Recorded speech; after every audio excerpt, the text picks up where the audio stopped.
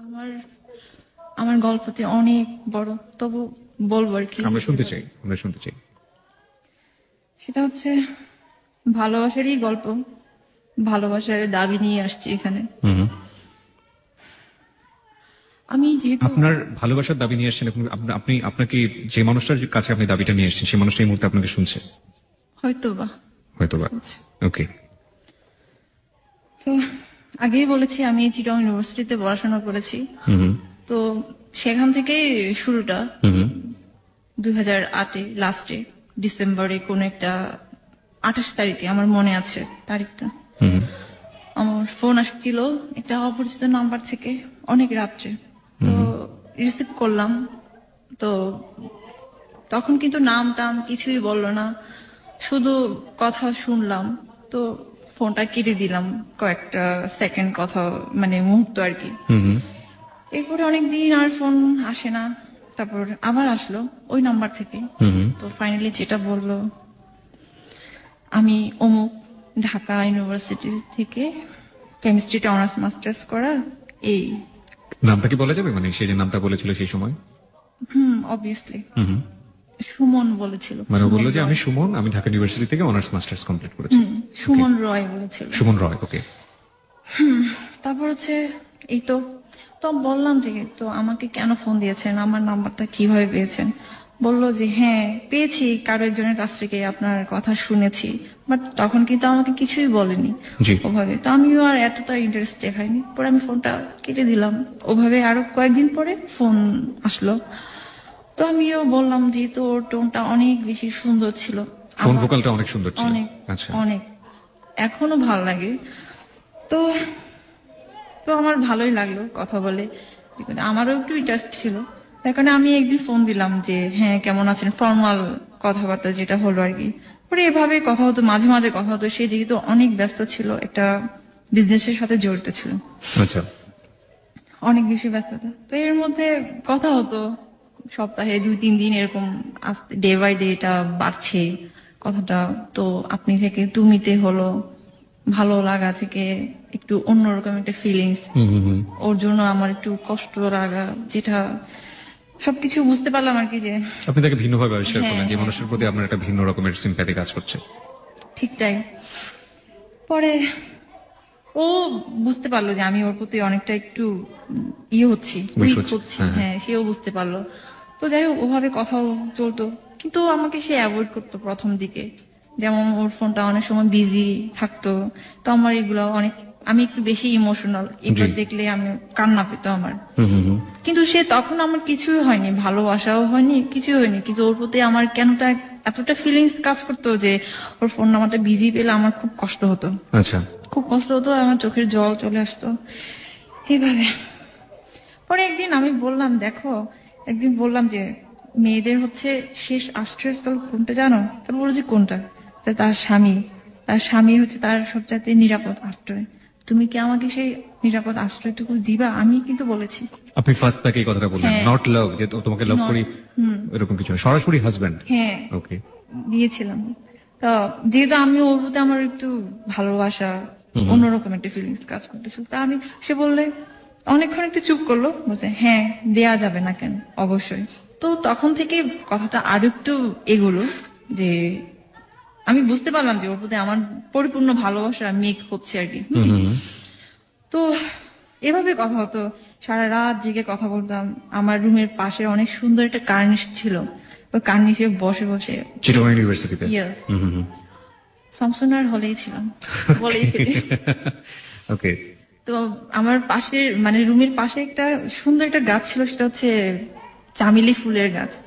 এত ওকে বলতাম যে দেখো আমি খুব সুন্দর একটা পরিবেশে তোমার সাথে কথা বলি, সারা রাত কথা বলতাম, সারা রাত এভাবে কখন যে ভোর হয়ে যেত। ও অনেক বেশি ভালো লাগা ছিল তখন, গান শোনাতাম ফোনে, আমার গানের গুলো মোটামুটি ভালো আছে, ওকে, গান শোনাতাম এভাবে আর কি, ঠিক আছে। তো কিন্তু মাঝে মাঝে সে আবার উধাও হয়ে যেত, ফোন বন্ধ থাকতো, কোথায় যেত, তখন আমার অনেক কষ্ট হতো, আমি অনেক কান্না করতাম। আমার বান্ধবীরা জিজ্ঞেস করতো কি হয়েছে, তখন নতুন নতুন ওর সাথে। তো আমি কাউকে কিন্তু বলিনি যে এরকম একটা ছেলের সাথে আমার এরকম হয়েছে, আমি কিছুই বলিনি তখনও। তো আমার অনেক ক্লোজ একটা বান্ধবী ছিল, নামটা বলি, তার নাম হচ্ছে সুমি, জি। রোকসানা আক্তার সুমি। তো ওকে আমি অনেক কিছু বলতাম আর কি, সবকিছু শেয়ার করতাম যে দেখো আমার একটা এরকম একটা ছেলের সাথে আমার পরিচয় হয়েছে, আমি তো ওকে ভালোবেসে ফেলছি বা ভালোবাসতে শুরু করেছি, আমি কি করব।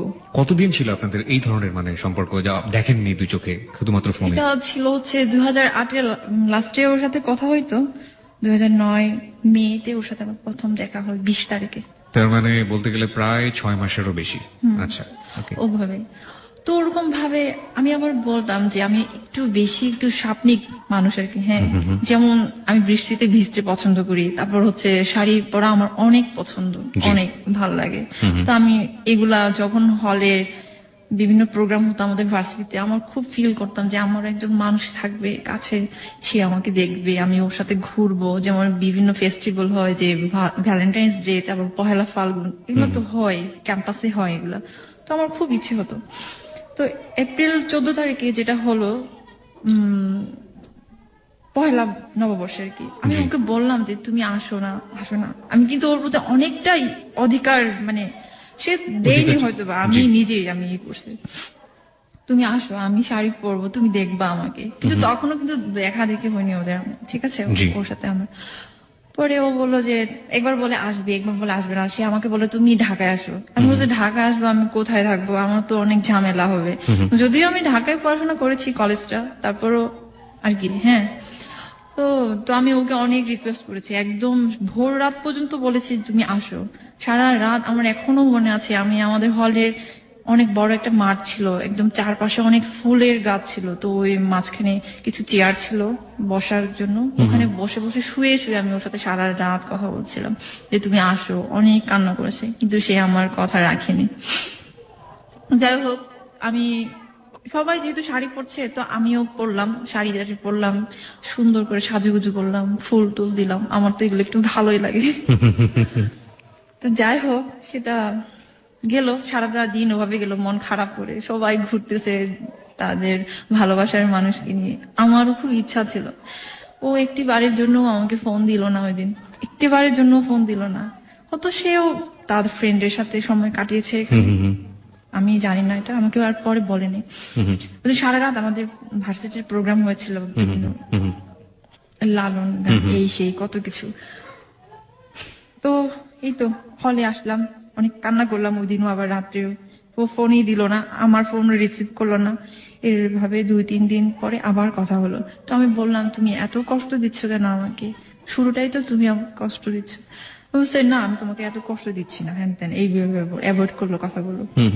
আসলে তোমাকে বুঝতে হবে, আমি অনেক ব্যস্ত থাকি, এইরকম কাজ করি, আমার এখানে যেতে হয়, ওখানে যেতে হয়। সে আবার আমাকে সবকিছু শেয়ার করতো, যে কোথায় যাচ্ছে, কি ড্রেস পরছে। ওর আবার ব্ল্যাক কালারের অনেক, মানে ব্ল্যাক কালারটা অনেক বেশি পছন্দ করতো আর কি। আচ্ছা আচ্ছা, অনেক বেশি পছন্দ করতো। আমার এখনো মনে আছে, সে একবার বরিশাল গিয়েছিল কাজে, তো তখন মনে হয় শীতকাল ছিল, হোল একদম সবকিছু ব্ল্যাক পরেছিল। আমাকে বলছে দেখো আমি তো এমনিতেই ব্ল্যাক, আমি ড্রেসও পরেছি ব্ল্যাক, আমাকে একদম চিনাই যাচ্ছে না। তো আমার খুব হাসি পেলো, মজা লাগলো কথা। তখন আপনাদের দেখা হয়নি? না, দেখা হয়নি। তো আমি ওকে অনেক বেশি ফিল করতাম, কারণ ওর ভয়েসটা এতটা সুইট এখনো, মানে কি বলবো না যে সে মোটিভেশন করতে পারে, আমি ওকে যেহেতু। যাই হোক, পরে ওরকম ভাবে সে বললো যে আমি তোমাকে দেখবো। না, আমি বললাম যে আমি তোমাকে দেখবো, আমি তোমাকে দেখতে চাই, কিভাবে বলো, তুমি আসো এখানে। বলছে তারপর বলছে তুমি আগে আমাকে ছবি দাও, আমি তোমাকে দিব। তারপর তুমি তো আমাকে দেখছো, তুমি তো দেখেই তো, তুমি নিশ্চয়ই কারোর কাছ থেকে আমার নাম্বারটা নিয়েছো। বলছে আমি তোমাকে দেখি নাই, তবে শুনেছি তুমি কিরকম, সে আমাকে বলেছে এটা। তারপর বললাম যে ঠিক আছে। তা আমি আগে ছবি দিলাম ওকে, 2টা ছবি দিলাম, একটা শাড়ি পরা ছবি ছিল, আর একটা হচ্ছে সালোয়ার কামিজ পরা ছবি ছিল। আচ্ছা, This track was downloaded from FusionBD.com. দিলাম, দেওয়ার পরে সেও আমাকে ছবি ব্যাক করলো, পাঠালো। তো ওর ছবিটা একটা ছিল হচ্ছে বিচে, 2টা বিচে ছিল, আর একটা এমনিতেই একটা ব্রিজের উপর। তো ছবি দেখে ভালো, নট ব্যাড, ঠিক আছে, যেরকম সানগ্লাস পরা ছিল তো খারাপ লাগেনি দেখতে। ওকে, যেটা হোক, পরে ওরকম ভাবে মেয়ে ওটা। ও আপনাকে দেখে কি বললো? আমাকে বলে সে কোনো কিছুই বলে নাই, কোনো কিছুই বলে নাই। অন্তত আমি দেখতে ভালো না এই জন্য কিছুই বলে নাই। ওকে, আপনি দেখে তাকে কি বললেন? আমি বললাম আমি আমার মনের মানুষকে পেয়ে গেছি, এটাই বলেছি। ওকে। স্বপ্নের মানুষকে। যাই হোক, পরে ওরকম ভাবে চলছিল। তো এখন ছবি দেখার পর না সে আমাকে অ্যাভয়েড করতো, কথা বলতে চাইতো না। আমি যেভাবে ওকে লাইক করতাম, মানে যেভাবে আমি ওকে চেতাম, সেভাবে সে আমাকে বেশি সময় দিত না আর কি। যেমন আমার ভালো লাগে হচ্ছে আমি ওর সাথে অনেকক্ষণ কথা বলবো, এবং আমার খাওয়া দাওয়া রান্না বান্না কোনো কিছু ঠিক থাকে না, আমি কথা বললেই তো ওর সাথে কথা বলছি এরকম। কিন্তু ও কি করে, হুট করে ফোনটা কেটে দিয়ে ফোন বন্ধ করে রাখে। জানি না অন্য কোনো সিম ইউজ করে কিনা, তখনও তো আমি শুধু একটা নাম্বারই জানতাম। যাই হোক, ওরকম ভাবে আমাকে কষ্টও দিছে, অনেক কষ্ট দিছে। তো ফাইনালি যেটা হলো যে মে 20 তারিখে সে আসবে, চিটাগং যাবে আর কি, আমার সাথে মিট করতে যাবে। এর মধ্যে আমাদের মাস্টার্স এর পরীক্ষার ডেট দিয়ে দিছে, 23 তারিখ থেকে পরীক্ষা শুরু হবে। তো যেতে চাই না, আমি বললাম তুমি আসো প্লিজ, তুমি আসো, আমাকে একবার দেখে যাও তুমি। তো আমাকে বলে তুমি আসো ঢাকা। আমি বলছি আমি কিভাবে আসবো, আমার তো পরীক্ষা শুরু হয়ে যাচ্ছে, আমার তো প্রিপারেশনও ভালো না। যেটা সত্যি কথা, আমার মাস্টার্স এর প্রিপারেশন মোটেই ভালো ছিল না। তারপরেও কিভাবে যেন ফার্স্ট ক্লাসটা পেলাম আর কি। আপনি আপনার সাবজেক্ট থেকে ফার্স্ট ক্লাস পেয়েছেন? ফার্স্ট ক্লাস পেয়েছে। ওকে। পরে যাই হোক, মাস্টার্সে ফার্স্ট ক্লাস, অনার্সে কি? second year। অনার্সে সেকেন্ড ক্লাস ছিল, মাস্টার্সে ফার্স্ট ক্লাস ছিল। ওকে। আচ্ছা। পরে তো ফাইনালি ঠিক করলো। তাও বললাম যে তুমি একটা কাজ করো, তুমি যদি রাত্রে চলে আসো, আমরা সারাদিন আমরা সময় কাটাতে পারবো। তো সে কি করলো, না আমি পারবো না। তখন সে কিন্তু ভাইয়ের বাসায় থাকতো, মিরপুরে আর কি, ঠিক আছে। ভাইয়ের বাসায় থাকতো, বলে কি না আমার ভাইয়া এরকম, দাদা এরকম সমস্যা হবে। তো আমি বললাম যে তাহলে তুমি একটা কাজ করো না, তুমি বলো যে কোনো একটা ফ্রেন্ডের বিয়ের প্রোগ্রামে যাচ্ছ, এগুলা। তারপর সে যেটা বললো, আমি ওকে অনেক বলছি যে আসো, তুমি রাত্রে আসো, সকালবেলা পৌঁছলে তুমি সারাদিন থাকে আবার রাত্রে চলে যেতে পারবা। মানে আমি ওকে এতটা বেশি ফিল করেছি, এতটা বেশি আমার খুব কাছে পেতে ইচ্ছে করতেছিল আর কি। তো যাই হোক, পরে ও আসলো, সেটা হচ্ছে বললো যে তুমি ঠিক আছে, তুমি আমাকে তাহলে ফোনে রিং করো যে আমাকে ঘুম থেকে জাগাই দিও। আমি তো ঘুম থেকে উঠতে পারি না, 5টার সময় জাগাই দিও। সে কি করলো, 6টা কিংবা 7টার দিকে মনে হয় বাসা থেকে বের হলো, একদম দেরি। কি বলবো, কখন 10টার দিকে মনে হয় সে ঢাকা থেকে রওনা দিয়েছে। তো চিটাগং পৌঁছতে যেটা হলো, অনেকক্ষণ সময় লাগলো, 5-6 ঘন্টা তো সময় লাগলো। তো আমি এর মধ্যে আমি চিটাগং গেলাম ওর জন্যই, আগেই গেলাম আমি। এর মধ্যে আবার সেই আমার ফোন রিসিভ করে না এরকম, আবার আসবে নাকি আসবে না সেটাও আমি কনফিউশনে ছিলাম। হ্যাঁ, কারণ সেটা আমাকে কোনো কিছু খুলে বলেনি, যাবে নাকি যাবে না, হয়তো বা সারপ্রাইজ ছিল। তো এর মধ্যে আমি আবার আমার বান্ধবী, তারপর হচ্ছে ছোট বোন একটা ছিল মিত্রার সাথে আমার অনেক ভালো রিলেশন ছিল আর কি ওদের সাথে। মিত্রা সবই জানে। তো মিত্রাকে বললাম, কেঁদে বলছি, মিত্রা দেখো তোমার দাদা না আমার সাথে চিট করেছে, সে আসবে না, সে আমাকে এমনিতে এখন ফোন রিসিভ করছে না। তো ওরা বললো যে দিদি তুমি তাহলে চলে আসো, ওখানে আর থেকো না, তুমি চলে আসো। তো এমনি চলে আসবো, রেডি হচ্ছিলাম, চলে আসবো। এর মধ্যে সে ফোন দেওয়ার পরে বলতেছে, তারপর আমি বললাম যে আমি তো চলে যাচ্ছি, তুমি তো আসতেছো না, আমি জানি তুমি আসতেছো না, তুমি আমার সাথে চিট করেছো। আমি একটা জিনিস একটু জানতে চাইবো যে আপনি তো তাকে আপনার মনের কথা জানিয়ে দিলেন যে আপনার স্বপ্নের মানুষ আপনি পেয়ে গিয়েছেন, এই সময়ের মধ্যে সে কি একবারও আপনাকে বলেছে যে সে আপনাকে ভালোবাসে বা আপনিও তার মনের মানুষ? এরকম ভাবে বলেনি, তবে আমি ওর কথায় বুঝতে পেরেছি সেও আমার প্রতি কিছুটা দুর্বল হয়েছে। হয়তো বা তার কিছু থাকতে পারে, জানি না আর কি। যাই হোক, সেটা আমি আর জানার চেষ্টা করিনি।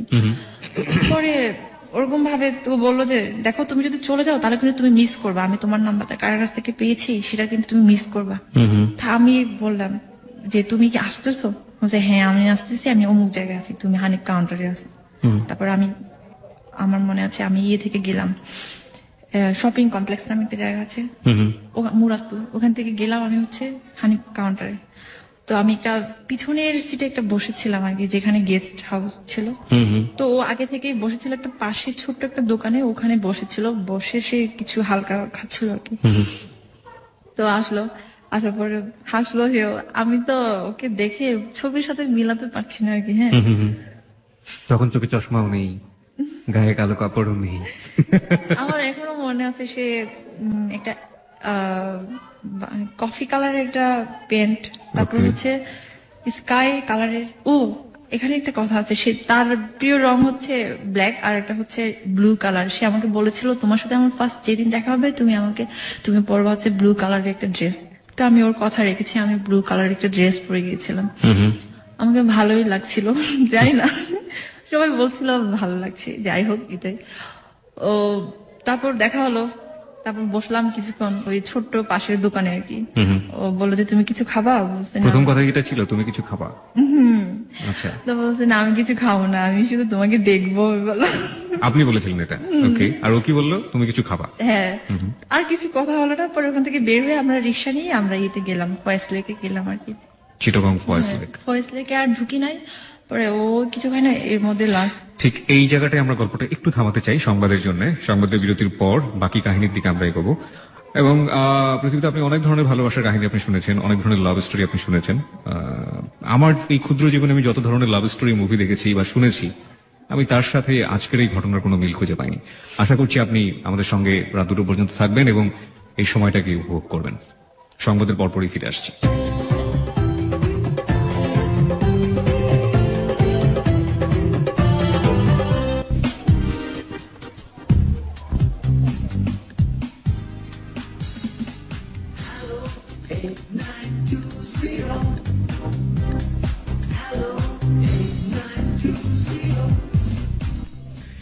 সংবাদের পর আরো একবার স্বাগত হ্যালো 8920-তে। কিবরিয়াকে শুনছেন আপনি এবিসি রেডিও FM 89.2 এবং কিবরিয়ার সাথে আজকে আমরা যেটাকে হট সিট বলি, এবং আমরা বলতে পারি আমার সাথে স্টুডিওতে যিনি আছেন আমাদের প্রিয় শ্রোতা, আমাদের তার নাম হচ্ছে রিনি, এবং তার গল্প আমরা শুনছিলাম সংবাদের আগ পর্যন্ত। এবং প্রত্যেকটা গল্পই আসলে জীবনধর্মী গল্প, তা সেটা ভালোবাসার হোক কিংবা তা সেটা দুঃখের হোক, কষ্টের হোক, যে কোনো কিছু হোক না, জীবনের সাথে এগুলো জড়িয়ে থাকে। এবং এই জীবনধর্মী গল্পকে নিয়ে আমাদের হ্যালো 8920, এবং এখানে আপনি আপনার কথাও বলতে পারেন।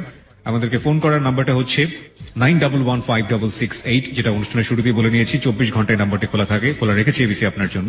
এটা এমন একটি নাম্বার, আপনি যাই বলুন না কেন ফোন করলে আপনাকে ওয়েলকাম করবে এবং আপনাকে অবশ্যই আপনার কথাগুলো মনোযোগ দিয়ে শুনবে। নিয়ম আছে, ফোন করার পর আপনাকে আপনার নাম এবং সেল নাম্বারটা বলতে হবে। বলার পর আপনি কি বলতে চান, যে কোনো ধরনের কথা হতে পারে, আপনি এখানে বলতে পারেন 91156668। রিনি, আমরা অনুষ্ঠানের এই পর্যায়ে ছিলাম যে আপনার সাথে, আপনার যে মানুষটার সাথে আপনার এতদিন ফোনে কথা হতো, যে মানুষটাকে আপনি এত এত ভালোবাসেন, যে মানুষটাকে আপনি আপনার জীবন সঙ্গী করতে যাচ্ছেন, সেই মানুষটার সাথে আপনার প্রায় 1 বছর পর আপনার দেখা হলো। ওকে, হ্যাঁ, তারপরে আমরা সামনের দিকে আগাই। আপনি একটু স্পিকারটা দয়া করে কাছে নিয়ে নেবেন। হ্যাঁ। তো দেখা হলো 20 তারিখে, মে 20 তারিখ। ওই দিন অনেক ঘুরেছি, ফয়েজ লেকে গিয়েছি। ফয়েজ লেকে যাইনি, পাশে একটা চিড়িয়াখানা ছিল, ওখানে গিয়েছিলাম। তো যাই হোক, যতটুকু সময় ছিল অনেক কাছাকাছি ছিলাম। তো মনে হচ্ছিল, আমার একবারের জন্য মনে হয়নি যে ওদিন আমার সাথে প্রথম দেখা। ঠিক আছে, এতটা ফিল করেছি। ও হয়েছে কিনা জানি না আমি, যাই হোক। আপনি কখনো জিজ্ঞেস করেননি যে তোমার কেমন লাগছে, তোমার ভালো লাগছে কিনা? ও আসলে না একটু চাপা স্বভাবের, তেমন একটা এক্সপ্রেস করতে পারে না, নিজেকে এক্সপ্রেস করতে পারে না। ওকে। তো অনেকটা ঠিক সেরকম। আজ পর্যন্ত আমাকে বলেও নি মনে হয় যে আমি তোমাকে অনেক ভালোবাসি, এটা একবারও বলেনি। মানে খুব কম, আমি যতটা আমি ওকে বেশি একদম পাগলের মতো করে ভালোবাসি। ও হয়তো বাসে, বাট এক্সপ্রেস করতে পারে না নিজেকে। ওকে। একটু চাপা স্বভাবের। তো যাই হোক, ওই দিন চলে গেল রাতে না, ঠিক বিকেল সন্ধ্যার দিকে আর কি। তো আমাকে তো আবার হলে যেতে হবে, আমাদের হলে যাওয়ার টাইম হতে 7টা পর্যন্ত। তো এর আগে আমাকে হলে ব্যাক করতে হবে। তো গেল, যাওয়ার সময় অনেক কষ্ট লাগলো, কান্না করলাম। মনে হচ্ছে অনেক দূরে চলে যাচ্ছে, আর কোনোদিন দেখা হবে কিনা। আর ও কি করলো? হি হি করে হাসতে হাসতে বের হয়ে গেল নাকি ও কান্নাকাটি করছিল? ও তো কোনো কান্নাই করলো, ও জানি না ও কোনো ফিলিংস ছিল কিনা, আসলে ছেলে মানুষ তো বুঝে যায় না। ওকে। তো চলে গেল, যতটুকু পর্যন্ত দেখলাম ওর বাসটাকে, আমার এখনো মনে আছে ও দাঁড়িয়ে ছিল, সিট পাচ্ছিল না। তো দেখলাম চলে গেল, একটা পর্যায়ে চোখের আড়ালেই চলে গেল। তো আমি বাসায় হলে চলে গেলাম। এখন তো সবাই জিজ্ঞেস করছে কি অবস্থা, কি হলো কি এরকম দেখতে কত কিছু। আর দেখতে যেরকমই হোক না কেন, আমি আমার মনের মানুষকে পেয়ে গেছি। আমি যাকে এতদিন আমি স্বপ্নে আমি কল্পনা করেছি, তাকে আমি পেয়েছি। আমার মনে হচ্ছে আমি পেয়েছি, জানি না আদৌ পাবো কি না তাকে। ওরকমই চলতেছিল। একটা পর্যায়ে আমার পরীক্ষা শুরু হলো। এরপরে যেটা দেখলাম আর কি, হ্যাঁ পরিবর্তন, অনেক বড় পরিবর্তন। এর আগে তো সে আমাকে অ্যাভয়েড করতো, ফোনে কথা বলতে চাইতো না, ফোনটা বিজি রাখতো। এখন দেখা হওয়ার পর থেকে সেই এখন বেশি এক্সাইটেড হয়ে গেছে। টাইম টু টাইম আমাকে ফোন দে, ভাত খেয়েছো কিনা, পড়াশোনা করছি কিনা, পরীক্ষা যেহেতু এখন আমার একদম অনেক বেশি কেয়ারিং হয়ে গেল। অনেক বেশি কেয়ারিং হয়ে গেল। তো আমার এই জিনিসগুলো অনেক বেশি ভালো লাগলো। আমি বললাম যে কেন তুমি আমাকে দেখার আগে কেন তুমি এরকম ছিল আর এখন কেন এমন হলো? অবশ্য আমি জানি না, বলতেছে কেন জানি তোমাকে দেখে আমার অনেক ভালো লেগেছে। আচ্ছা আচ্ছা। এটা কেন ভালো লাগে, তুমি তো আমাকে ছবিতেও দেখেছো আর শুনেছো, তাই না? তো বলছে জানি না, মানে সে শুধু জানি নাই বললো, আর কোনো কিছু আর বলতে পারলো না। তো ওরকম ভাবে অনেক বেশি কেয়ারিং করলো। একটা পর্যায়ে আমার বিয়ের প্রপোজাল আসলো আর কি। বিয়ের প্রপোজাল আসলো মানে কি? মানে এই ছেলে বিয়ের প্রপোজাল না, আপনার পরিবার থেকে? অন্য। আচ্ছা আচ্ছা আচ্ছা, পরিবার থেকে আসে না, অন্য অন্য জায়গা থেকে আসলো? আচ্ছা। আমার তো এমনিতে বিয়ের প্রপোজাল আসতেছিল প্রায় অনেক দিন আগে থেকে। তো যেভাবে হোক আমি মাকে বলেছি, দেখো আমার ফাইনাল পরীক্ষা শেষ না হওয়া পর্যন্ত আমি বিয়ে করতে পারছি না, কিংবা আমার কেরিয়ার করবো ডেনে আমি বিয়ে করব। তো ওটা অতটুকু পর্যন্ত আমি আমার মাকে সেভাবে বলে বলে আমি রেখেছি। বাট ফাইনালি যেটা আসলো সেটা হচ্ছে অনেক ভালো একটা বিয়ের প্রপোজাল, বাইরে থাকে ছেলেটা।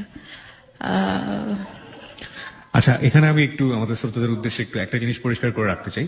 আমরা আপনার পুরো পরিচয়টা দিতে চাই না, কিন্তু আপনি যে কমিউনিটিতে বড় হয়েছেন বা যেই সমাজটাতে বড় হয়েছেন, সেই সমাজের নিয়ম হচ্ছে যে আপনার সেই সমাজের লোকের সাথে আপনার বিয়ে হতে হবে এবং right. তার বাইরে আপনি অন্য কোনো ছেলেকে বা বাঙালি ছেলে বলতে যেটা বোঝায় সেই ছেলেকে আপনি বিয়ে করতে পারবেন না। মানে একটা ক্ষুদ্র নৃগোষ্ঠীতে আপনি বড় হয়েছেন। Yes. এবং সেটা পাহাড়ের কোলেই। এবং আগেই তো বলেছি বাংলাদেশে হিল ট্রেক্স তো তিনটা আছে, বান্দরবান, খাগড়াছড়ি, রাঙ্গামাটি। এবং আপনি খাগড়াছড়িতে? আমি আমার জন্ম হচ্ছে খাগড়াছড়িতে, বড় হয়েছি ওখানে। এই তো আপনার যে বিয়ের প্রস্তাবটা যেটা এসেছিল সেটা কি আপনার গোত্রেরই লোকজন? আমাদেরই গোত্রেরই লোকজন। তো সে থাকে আবার বাইরে থাকে, আমি বলতে চাচ্ছি না। ওকে, হ্যাঁ ঠিক আছে। তো যাই হোক, আমার মা তো অনেক বেশি ইয়ে হয়ে গেল যে হ্যাঁ এরকম ছেলে আর পাওয়া যাবে না, ভালো ছেলে, ভালো ফ্যামিলি, সবকিছুই। তো এখন আমি কিভাবে বলবো? আমি ওকে বললাম, দেখো আমার তো এরকম একটা বিয়ের প্রপোজাল আসছে, আমি কি করব, আমি কি করব তুমি বলো। অনেকটা হয়ে গেল। আর আমি চিন্তা করি এটা যে, কারণ আমি যে ফ্যামিলিতে বড় হয়েছি সেটা তো কোনোদিনও অ্যাকসেপ্ট করবে না। আর সোসাইটি একটা কথা আছে, সেটাও আমার চিন্তা করতে হচ্ছে। এগুলা অ্যাকসেপ্ট করবে না মানেটা কি? ওর কোয়ালিটি নাকি বাঙালি ছেলে এই কারণে অ্যাকসেপ্ট করবে না? অ্যাকচুয়ালি কোয়ালিটি এখানে ডাজন্ট ম্যাটার, মানে আপনাদের গোত্রের না, এটাই হচ্ছে মূল কারণ। ওকে, তারপর বলে রাখি এখানে ওর আর আমার রিলিজন অন্য রিলিজন। আপনার রিলিজন আলাদা ছিল এবং ওর রিলিজিয়ন আলাদা ছিল। ওকে, এখানে তারপর হচ্ছে এই তো বলতো না তুমি চিন্তা করো না, তুমি একটা কাজ করো, পরীক্ষা শেষ হলে তুমি ঢাকায় চলে আসো, এভাবে আমাকে বললো। আমি বলছি দেখো ঢাকায় চলে আসো বললে তো হবে না, আমার তো এখানে অনেক জিনিসপত্র রয়ে গেছে, আমি এগুলো নিয়ে কিভাবে আসবো। তারপর সে বলল না তুমি চিন্তা করো না। কিন্তু এর মধ্যে আবার সে একটু অন্যরকম হয়ে গেল, আবার মাঝে মাঝে ফোন বন্ধ পাইতাম। তারপর হচ্ছে একটু কেমন জানি ছাড়া একটা কেমন জানি আর কি। তো আমার অনেক কান্না পেত, আমি বেশি একদম কেঁদে ফেলি। আমি আগে বলেছি আমি অনেক বেশি ইমোশনাল। তো একটু আনসার্টেন একটু হচ্ছিল আর কি, যে রিলেশনটা আসলেই কি মানে এরকম আর কি। তারপর এদিকে আমার মা প্রতিনিয়ত ফোন দিচ্ছে যে দেখ তো পরীক্ষা শেষ হলে কিন্তু বাড়িতে আসতে হবে, আসতে হবে তোর, ইউনিভার্সিটি থেকে বাড়িতে চলে আসবে। হ্যাঁ আসতে হবে। এরকম ভাবে পরীক্ষা দিচ্ছিলাম। পরীক্ষা মোটামুটি ভালোই হচ্ছিল, যদিও প্রিপারেশন ভালো ছিল না। সারাদিন ওর সাথে কথা বলি, রাত কথা বলি, আবার একটু প্রিপারেশন নিয়ে পরীক্ষা দিতাম, এরকম অবস্থা। তো সে আবার আমাকে বলতো যে হ্যাঁ পরীক্ষা। এর মধ্যে যেহেতু আমার চিন্তা করলাম যে ওর সাথে আর হবে না, আর মনে হয় যেটুকু হয়েছে অতটুকুই হয়েছে। আর আমি ফ্যামিলিকে আমি কোনোদিন বলতে পারবো না যে আমার অমুক একটা ছেলের সাথে এরকম অ্যাফেয়ার চলছে, অ্যাফেয়ার আছে, এটা কোনোদিন এস্টাবলিশ করতে পারবো না আর কি। এটা একটা ভয় ছিল আমার। আমি জানি এটা আমার লেকিংস, আমি জানি, শুরুতেই বলে রাখছি এটা আমার একটা ফলস। এটা কি শুধুমাত্র আপনার ফলস? কারণ আপনি তো জানতেনই যে আপনাকে মানে মেরে কেটে ফেললেও এই ছেলেকে কোনোভাবে আপনার পরিবার বা আপনার সমাজ মেনে নেবে না, কোনোদিনও মানবে না। তারপর আমি ওর দিকে ইনভলভ হয়েছিলাম, সেটা যে হোক ভালোবাসার টানে কিংবা হৃদয়ের টানে। তো এভাবে তো ফাইনালি যেটা হলো, আমার মা পরীক্ষা শেষ করার 2 দিন পরে আমার মা আসলো, মা আর ভাই, ছোট ভাই। এসে আমাকে বলছে যে আগে থেকে কিন্তু সবকিছু রেডি করে রাখতে হয়েছে আর কি, যে আমার অনেক জিনিসপত্র ছিল, কম্পিউটার ছিল, হ্যান্ড ট্যান কত কিছু ছিল আর কি আমার হল লাইফে। তো তো ওই দিন যেদিন চলে যাব, এর আগে কিন্তু আমার ভালোবাসার মানুষ সে আমাকে নিতে গিয়েছিল আর কি, যে মানে বলছিল যে আমি আসবো, আমি চিটং আসবো। তা আমি ওকে বাধা দিয়েছি, না তুমি এসো না, তুমি আসো না, এসো না, এখন এসো না। আমি চাচ্ছিলাম যে ও এসে একটা কিছু একটা হোক, সেটা আমি চাচ্ছিলাম না আর কি। হ্যাঁ, তো যাই হোক, পরে বাড়িতে আমাকে নিয়ে গেল।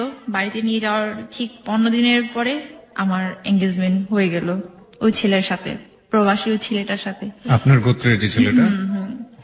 তো এঙ্গেজমেন্ট বলতে কি আশীর্বাদ আর কি, ঠিক আছে, আমরা তো আশীর্বাদই বলি।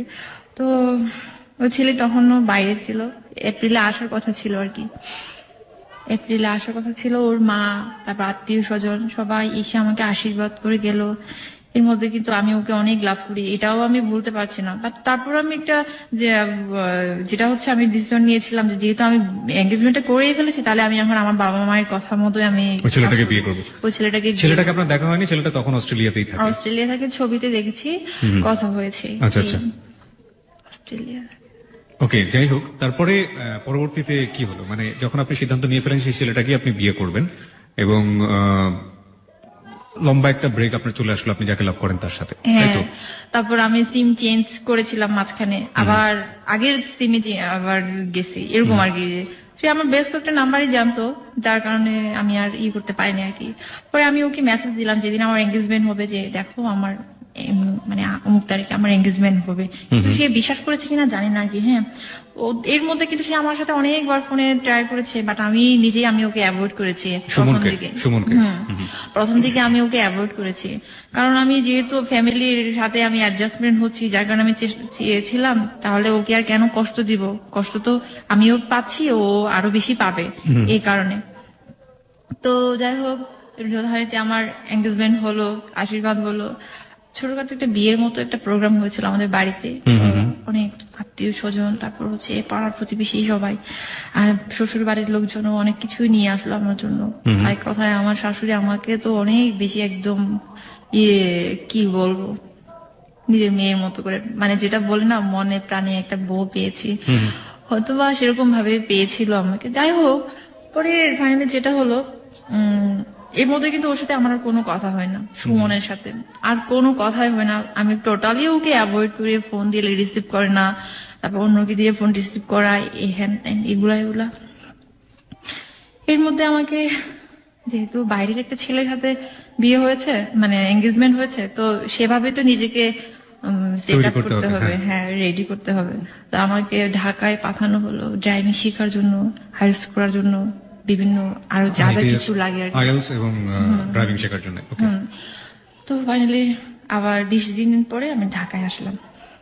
ঢাকায় এসে প্রথমে আমি একটা বাসায়, আমার কাজিনদের সাথে বাসায়, আমি বলতে চাচ্ছি না কোথায়, ওকে ঠিক আছে, উঠলাম। তখনও কিন্তু সে জানে না যে আমি ঢাকায় আসছি এটা। পরে একটা দিন সে এক পর্যায়ে সে জানতে পারলো যে আমি ঢাকায় চলে আসছি, এটা ঢাকায় চলে আসছি যেই না শুনছে, তখন থেকে সে আরো বেশি ক্রেজি হয়ে গেছে, আমাকে দেখবে, আমাকে মানে আমার সাথে দেখা করার জন্য আর কি। কিন্তু সে সুমন, হ্যাঁ। তা আমি কিন্তু অ্যাভয়েড করতেছিলাম, বারবার আমি অ্যাভয়েড করতেছিলাম, না আমি ঢাকায় না, আমি তোমার সাথে। সে জানলো কিভাবে যে আপনি ঢাকায় এসেছেন? জানতে পেরেছে হচ্ছে এরকম, আমাকে ফোন দিয়েছিল, আমি তখন ফোনের কাছে ছিলাম না, আমি ওয়াশরুমে ছিলাম। তো আমার কাজিন রিসিভ করেছিল, কাজিনটাই বলেছে আর কি যে দিদি তো এখন ওয়াশরুমে, বলছে কোথায় এটা, ঢাকায়। ঢাকায় কোথায়? অমুক জায়গায়, এভাবে বললো। পরে তো এভাবে আর কি, ঠিক আছে। তো যেহেতু আমি ওকে লাভ করি, অনেক ভালোবাসি ওকে, যার কারণে আমি আর ওকে অ্যাভয়েড করতে পারিনি। তো দেখা গেছে আমাদের যোগাযোগটা ওরকম ভাবে হয়েছিল। আমি ড্রাইভিং শিখতাম, তারপর হচ্ছে একটা প্রতিষ্ঠান আছে, ওখানে আমি কম্পিউটার কোর্স করতাম, ওখানে ও সবকিছুই জানতো, এগুলা ওভাবেই ওর সাথে আমার যোগাযোগটা হয়েছিল। কিন্তু প্রথম দিকে আমার একটা, আমি দোষ স্বীকার করছি, আমি ওকে একদমই অ্যাভয়েড করেছি, একদম প্রথম দিকে, একদম মানে হ্যাঁ, ঢাকায় আসা প্রথম দিকে ও অনেক অ্যাভয়েড করেছি, খুব বকা দিয়েছি, খুব ইনসাল্ট করেছি, অনেক ইনসাল্ট করেছি ওকে। আচ্ছা, মনে আছে ভোর সকালে একদিন বলেছিল যে তুমি আসো, যে অমুক জায়গায় এসো, আমি আসবো, এইভাবে। আমি বলছি না, একদম ডিরেক্টলি। আচ্ছা, যেহেতু আমি এখন একজনের সাথে ইনভলভ হয়ে গেছি, আমার ফ্যামিলি আছে, তো চাচ্ছিলাম না যে ওকে আবার নতুন করে কষ্ট দিই, এই জন্য।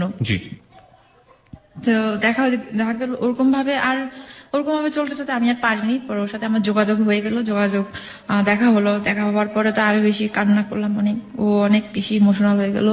এভাবে এইগুলো আর কি আমাদের সম্পর্কটা।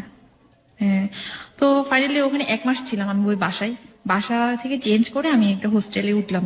আচ্ছা আচ্ছা, আমি বলতে চাচ্ছি না হোস্টেলের নামটা আপনি বলতে চাচ্ছেন না, ওকে, সমস্যা নেই। যাচ্ছি না। হোস্টেলে উঠলাম, হোস্টেলে ওঠার পরে দেখা গেল আমি ওখানে একটু স্বাধীন হয়ে গেলাম আরো বেশি। বাসায় যে প্রবলেমটা ছিল, ওখানে আমার বোন ছিল, হ্যান ত্যান এইসব প্রবলেম ছিল আর কি। কারণ সে আমাকে এমনও জিজ্ঞেস করছে, দিদি তুমি এত কার সাথে কথা বলো? আমি বলছি আমার ফ্রেন্ডের সাথে কথা বলি, এরকম। এর মধ্যে কিন্তু ওই প্রবাসী ছেলেটার সাথে আমার কথা হতো এরকম ভাবে, যেহেতু ফ্যামিলি ভাবেই তো কথা হতো, কিন্তু সুমনের সাথে বেশি, কারণ আমি ওকে লাভ করি। প্রবাসী যে ছেলেটার সাথে আপনার এনগেজমেন্ট হয়েছিল, সেও মাঝে মাঝে আপনাকে ফোন দিত? মাঝে মাঝে না, সব সময় ফোন দিত, প্রতিদিনই যখন সময় পায় আর কি, তখনই ফোন দিত। আপনি একই সাথে দুজন, মানে বলা যেতে পারে দুজন বলা যেতে পারে, বলতে কি বললাম, ওই যে আমি ফ্যামিলি দিকে বাইন্ডিং, এই জন্য আমার জাস্ট একটা ফর্মাল একটা জাস্ট কিছু, সেই জন্য আপনার প্রবাসী ছেলেটাকে সময় দিতে হতো। সময় দিতে হচ্ছে এরকম। কিন্তু ফাইনালি যেটা হচ্ছে, আমি মনের প্রাণে তো আমি লাভ করি একজনকে, এইটাই। তো আমি যে হোস্টেলে থাকতাম ওখানে আমার একটা ছোট বোন ছিল, অনেক বেশি লাভলি। আমি নামটা বলবো অবশ্য ওর নাম, যেহেতু আমাদের এই ভালোবাসার পিছনে ওরও অনেক ভূমিকা আছে আর কি। ওর নাম ছিল রত্না। আমার চেয়ে অনেক জুনিয়র ছিল, কিন্তু জুনিয়র থাকলেও কি হবে, আমার হচ্ছে ওদের সাথে এত ফ্রেন্ডলি রিলেশন, ওরা কখনোই বলতো না যে আমি ওদের চেয়ে এত বছরের সিনিয়র, এটা কোনোদিন না। ওদের সাথে আমার এরকম রিলেশন। আমার একটা গুণ কি জানি না, যার সাথে আমি যেখানে যাই না কেন আমাকে আপন করে নিতে পারি আর কি, সেটা। তো গেল হোস্টেলে উঠার পরে তো আরো বেশি বাদ ভাঙা, একদম আমাদের ভালোবাসা সবকিছুই। ও প্রতিদিন আমরা মিট করতাম, ধানমন্ডি লেক, তারপর হচ্ছে সংসদ ভবন, এইসব জায়গাতে আর কি, বিশেষ করে সংসদ ভবনে পিছনে ক্রিস্টাল লেক, ওখানে বেশি সময় কাটাতাম আমরা, অনেক ভালো অনেক। তো এরকম ভাবে যাচ্ছিল, এর মধ্যে ঝগড়াঝাটি, কান্নাকাটি সবকিছু হতো। তারপর হচ্ছে যেটা হয় আর কি, আমার মনে আছে এমনও দিন রাত গেছে, অনেক শীতকাল, হোস্টেলের সামনে আসছিল সে রাত 11:30টার সময়, 12টা বাজে, শুধুমাত্র আমাকে একটা পলক দেখার জন্য। আমি বারান্দায় গেছি, বলছে তুমি বারান্দায় চলে আসো, আমাকে দেখবি সে। হ্যাঁ, পরে নিচে দাঁড়িয়ে ফোনে কথা বলছি, আর আমি আর রত্নার বারান্দায়। তো এভাবে কথা বলতাম অনেকক্ষণ। ও আসতো, আমাকে দেখতো, একটু দেখার জন্য আসতো সে। এভাবে যাচ্ছিল ভালো সময়। তো এই তো ডিসেম্বরের দিকে ওর সাথে আমার একটু সমস্যা হচ্ছিল আবার, 2009 ডিসেম্বরে। এর মধ্যে আবার মন মালিন্য হয়েছে ওর সাথে, একটু ঝগড়া যাচ্ছে, এগুলো তো হবেই স্বাভাবিক। কখনো দেখা যাবে একটু উদাসীন থাকে আমার প্রতি, ফোনই দিত না। তারপর এর মধ্যে আবার সে বাইরে যাওয়ার ট্রাই করলো, ইংল্যান্ডে যাওয়ার সবকিছুই পেলো, কিন্তু আর গেল না। তখন আমাকে বলেছিল যে আমার জন্য সে যায়নি, আমাকে অনেক বেশি ভালোবাসে এই জন্য। আমি বললাম যে তুমি যাচ্ছ না কেন? বলছে দেখো, আমি যদি ইংল্যান্ডে চলে যাই, তোমার সাথে আমার আর কোনোদিন দেখা হবে না। তো আমি এতটা ট্রাস্ট করলাম, যেহেতু ও আমাকে এত ভালোবাসে। আমি রত্নাকে বললাম, দেখো রত্না, তোমার দাদা আমাকে এত ভালোবাসে, ও আমার জন্য সে লন্ডনে, ইংল্যান্ডের মতো একটা জায়গাতে গেল না। তো এতটা ভালোবাসে, আমি কেঁদেই ফেলছি পুরো কথাটা শোনার পরে। তো যাই হোক, বিশ্বাস করেছি আমি, যেহেতু এই জন্য আর কি। তো ওভাবে ডিসেম্বরে আবার একটু সমস্যা হচ্ছিল ওর সাথে, এই তো আবার উদাসীন, আগের মতো করে উদাসীন, এই সেই কত কিছু। ফোন দিলে ফোন রিসিভ করে না, তারপর হচ্ছে ভালো মতো করে কথা বলে না, ঝাড়ি দিয়ে কথা বলে, এগুলা। আমি আবার ওর কাছ থেকে অবহেলা একটুও সহ্য করতে পারি না, একটুও না। মানে ও যদি অবহেলা করে, আমার মনে হয় আমি আর পৃথিবীতে বাঁচবো না, এরকম মনে হয়। তো যাচ্ছিল এভাবে। তো ফাইনালি যেটা হলো আর কি, ওর সাথে তো রিলেশন চলতেছে, কিন্তু আমি ওই ছেলেটাকে, প্রবাসী ওই ছেলেটাকে আস্তে আস্তে আমি অ্যাভয়েড করা শুরু করলাম। যেহেতু আমি একজনের দিকে আমি এগোচ্ছি, আমার চিন্তা ভাবনা এখন সবকিছু এখন এটাও আবার একটা চিন্তা, আমি আমার বাবা মায়ের একটা মাত্র মেয়ে, ওদেরকে কিভাবে কষ্ট দিব আমি, ওদের একটা স্ট্যাটাস আছে আমাদের সোসাইটিতে, সবার পরিচিতি, ভালো একটা পরিচিতি আছে, কিভাবে, এটাও আমার একটা মাথায় কাজ করতেছিল, কিভাবে কি করব।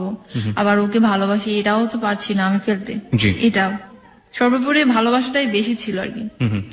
তো ওকে একদিন জিজ্ঞেস করলাম, দেখো তুমি আমাকে কি জন্য বিয়ে করতে চাও, কি জন্য বিয়ে করতে চাও, তোমার যদি ফ্যামিলি আমাকে না মানে, তোমার যে রিলিজিয়ান এটা তো অনেক বেশি কনজারভেটিভ, যেটা বলে অনেক বেশি রেস্ট্রিক্ট। ছেলেটা বাঙালি ছিল এবং আপনার চেয়ে অন্য ধরনের একটা রিলিজিয়নের ছিল। শ্রোতা, আমরা এখানে একটু বলে রাখি, আমরা আমাদের শ্রোতার সুবিধার্থে আমরা পুরো বিষয়গুলো পরিষ্কার করে নিতে পারছি না, কিছু কিছু বিষয় আমাদেরকে গোপন করতে হচ্ছে, এটা আপনার বুদ্ধিমত্তাতে আপনি বুঝে নেবেন। মূল ঘটনাটাই আমরা আসলে তুলে ধরার চেষ্টা করছি।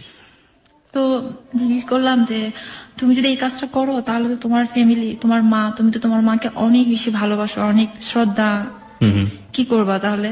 তারপর সে আমাকে একটা কথা বলেছিল, দেখো আমি আমার মার, আমরা 5 ভাই, আমি আমার মায়ের কিন্তু সবার ছোট ছেলে, তো আমি যদি এই কাজটা করি আমাকে হয়তো বাড়ি থেকে বের করে দেবে, কিন্তু আমার মা তো আরো 4টা ছেলে থাকবে।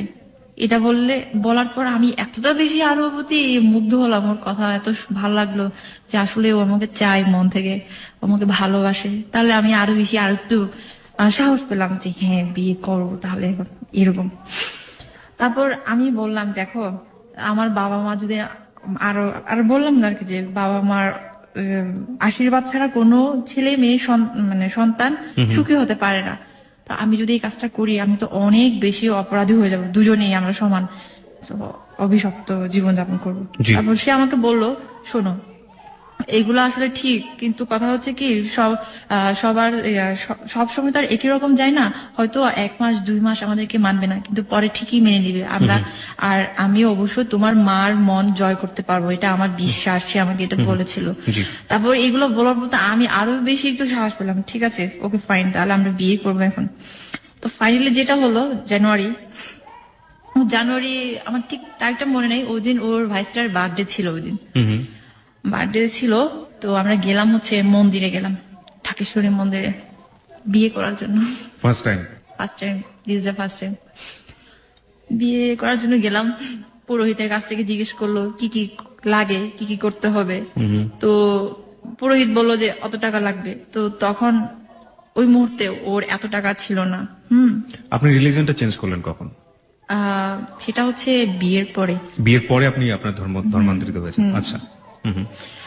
তারপর হচ্ছে যেটা বললো যে অত টাকা লাগবে, তো ওর তো এত টাকা ছিল না। তারপর আবার লাগবে, আইডি কার্ড লাগবে। আইডি কার্ড আমিও নিয়ে গেছি, ও নিয়ে গেছে সাথে করে, যেহেতু বয়স একটা প্রমাণের ব্যাপার আছে এই জন্য। তো ওখানে বসে আমাকে কিছু একটা জায়গায় বসালো, ওখানে বসানোর পরে তারপর আমি আমার মাকে একটা মেসেজ পাঠিয়েছি, মা আমি আজ তোমার অবাধ্য হচ্ছি, আমি তোমার মেয়ে আজ এমন একটি কাজ করতে যাচ্ছে যা হয়তো বা কোনোদিন আর তোমাদের সাথে আর সম্পর্কটা থাকবে না।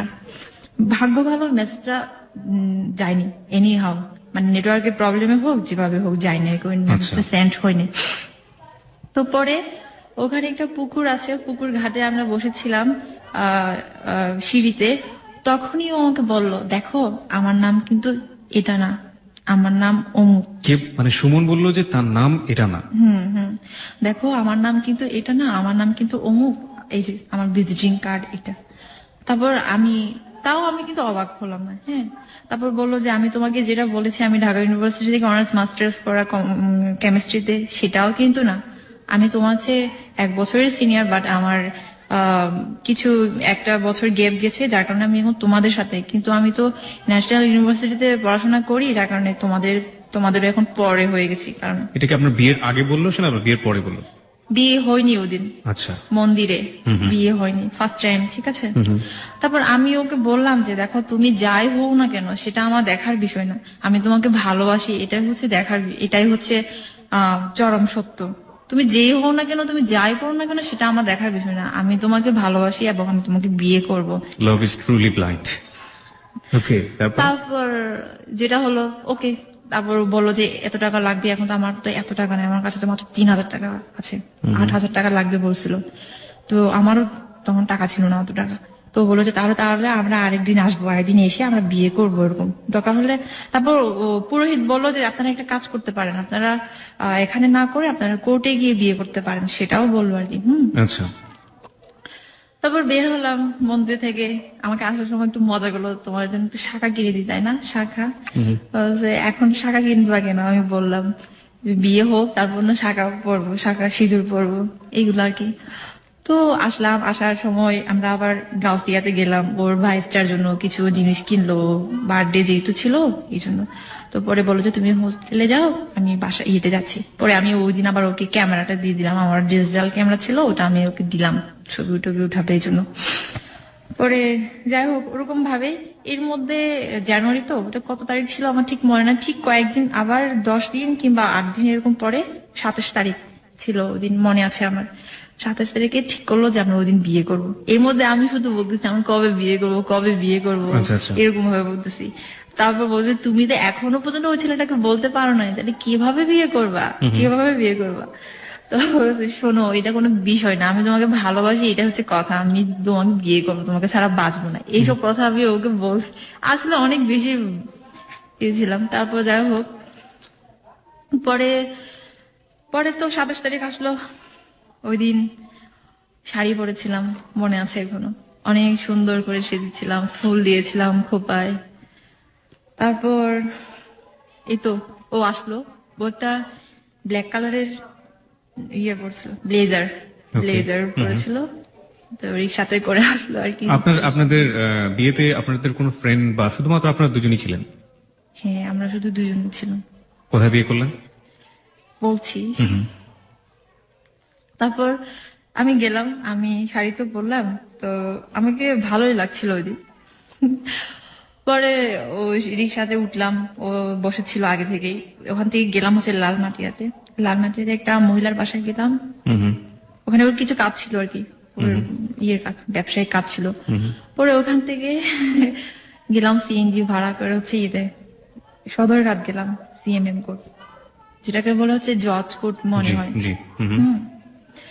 তো গেলাম, ওর আগে থেকে সবকিছু রেডি ছিল, যেহেতু যে উকিলটার মাধ্যমে বিয়ে হয়েছে সেই উকিলটা ওর ফ্রেন্ড ছিল, বাট আমি নামটা বলতে চাচ্ছি না।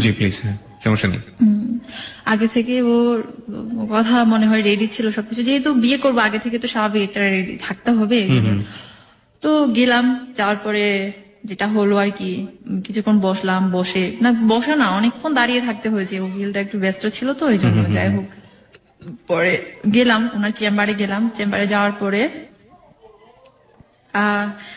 পেপারস দিল, কত টাকার, 150 টাকার স্ট্যাম্প ছিল, 150 টাকার স্ট্যাম্প, ঠিক আছে।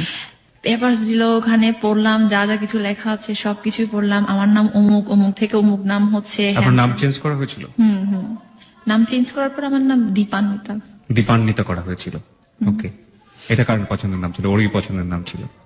ওরও পছন্দ, আমারও পছন্দ, দুজনেরই। ওকে, মানে দীপান্বিতা, দ্বীপের অন্তর। ওকে, তারপরে সামনের দিকে যাই। দীপান্বিতা। তো যাই হোক বললাম ওটা যে আমাকে ধর্মান্তরিত হতে হবে, তো ওকে ফাইন, হব, ভালোবাসার জন্য আমি সবই করতে পারবো। হলাম, আমার ছিল না, যেহেতু ওদের রিলিজনের সাথে আমাদের রিলিজনটা অনেকটা কাছাকাছি, যার কারণে এতটা বেশি হয় নাই।